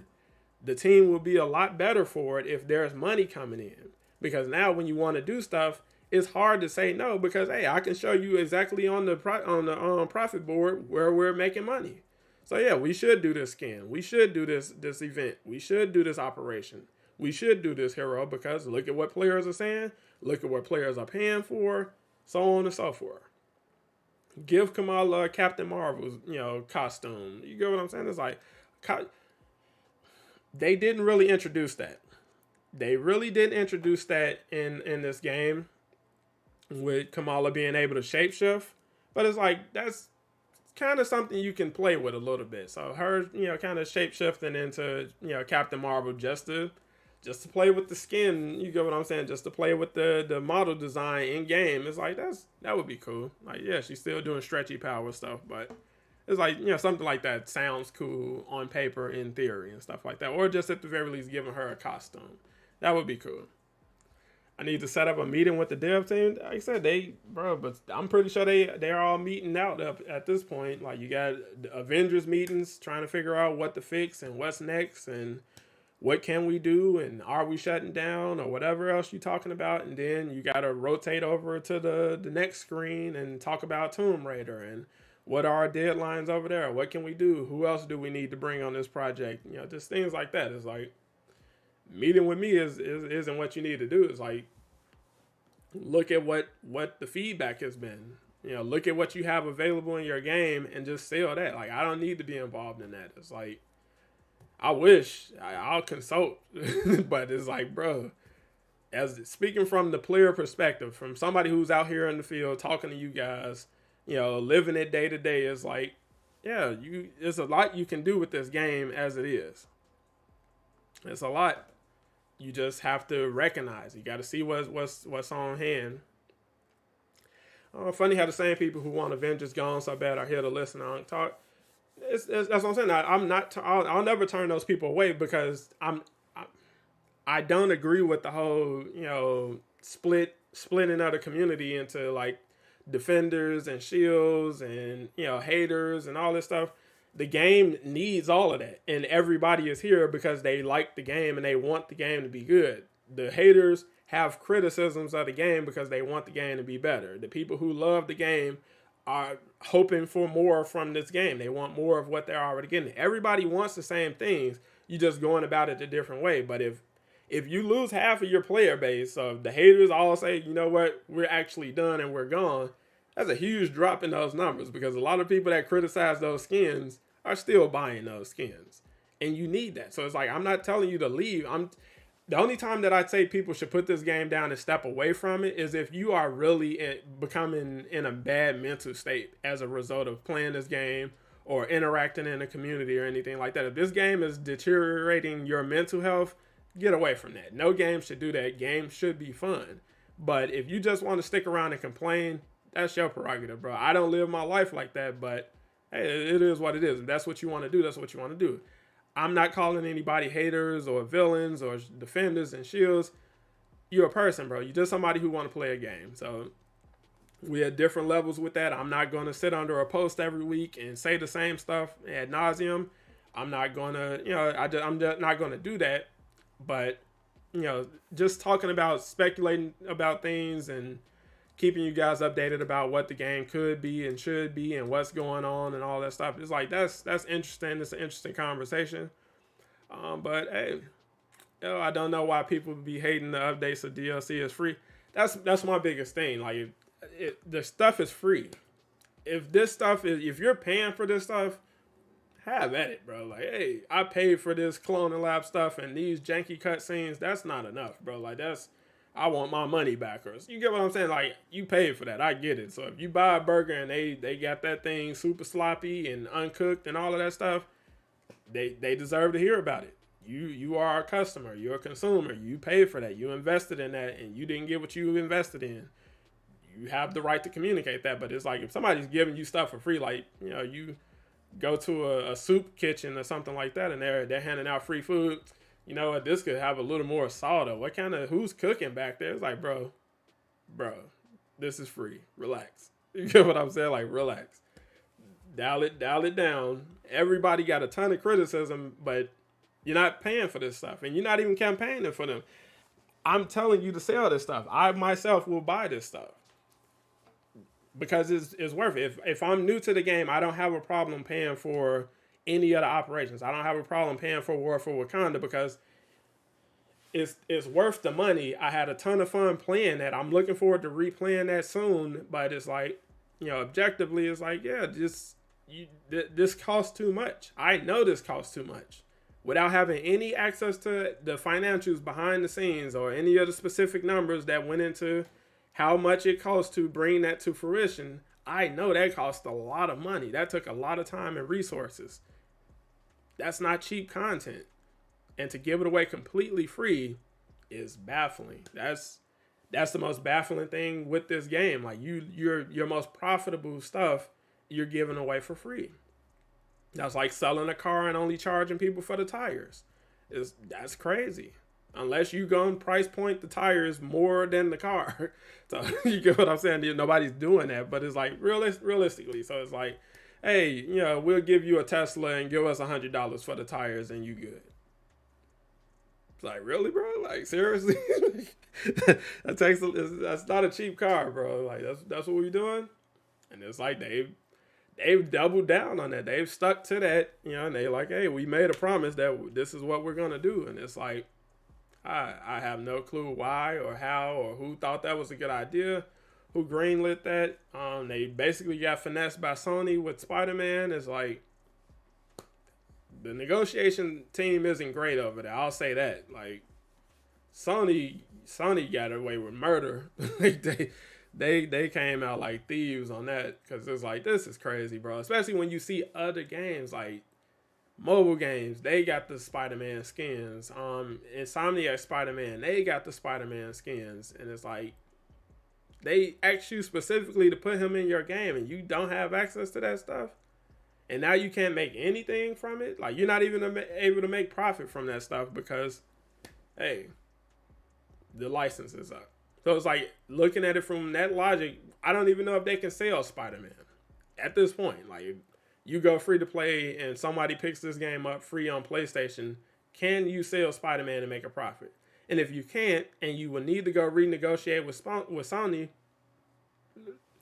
hey, we there are some other things we need to talk about at this table other than how much is the split going to be for selling access to Spider-Man.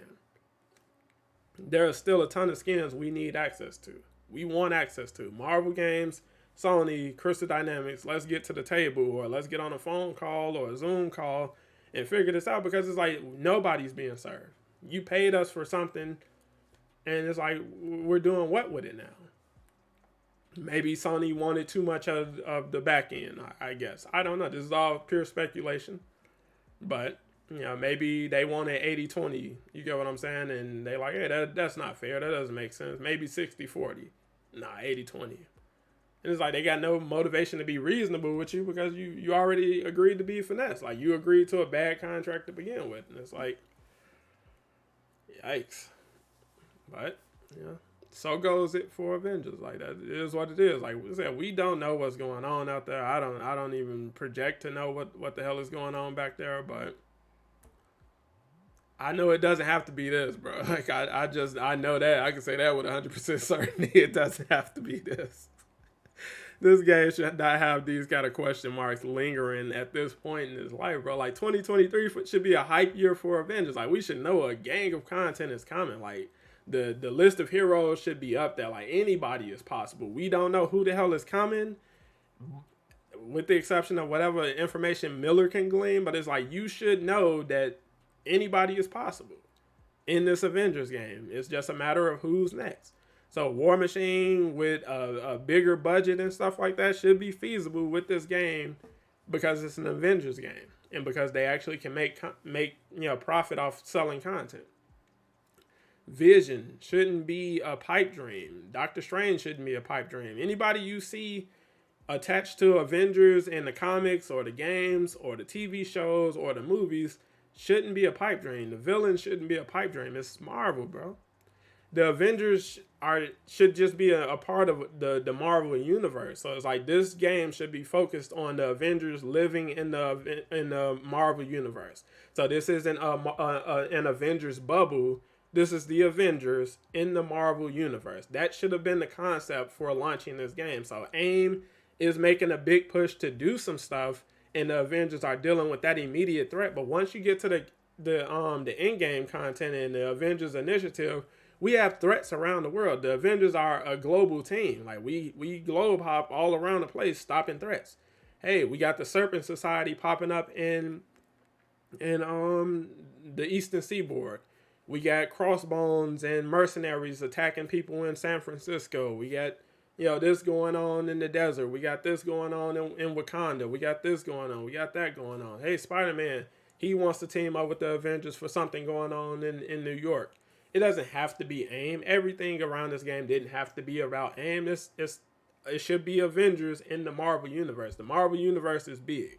So you got Doctor Doom. You got Hydra. You got your guess is mine. Ultron. You got Kang the Conqueror. You got cosmic threats coming in from outer space. You get what I'm saying? There's like so much you can do with this game as it is, and then like I said, you have the potential to expand on that.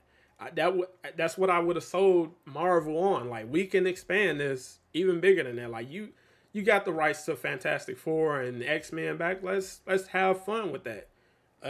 Fantastic Four tie-in with this game, an expansion. I don't know. You get what I'm saying?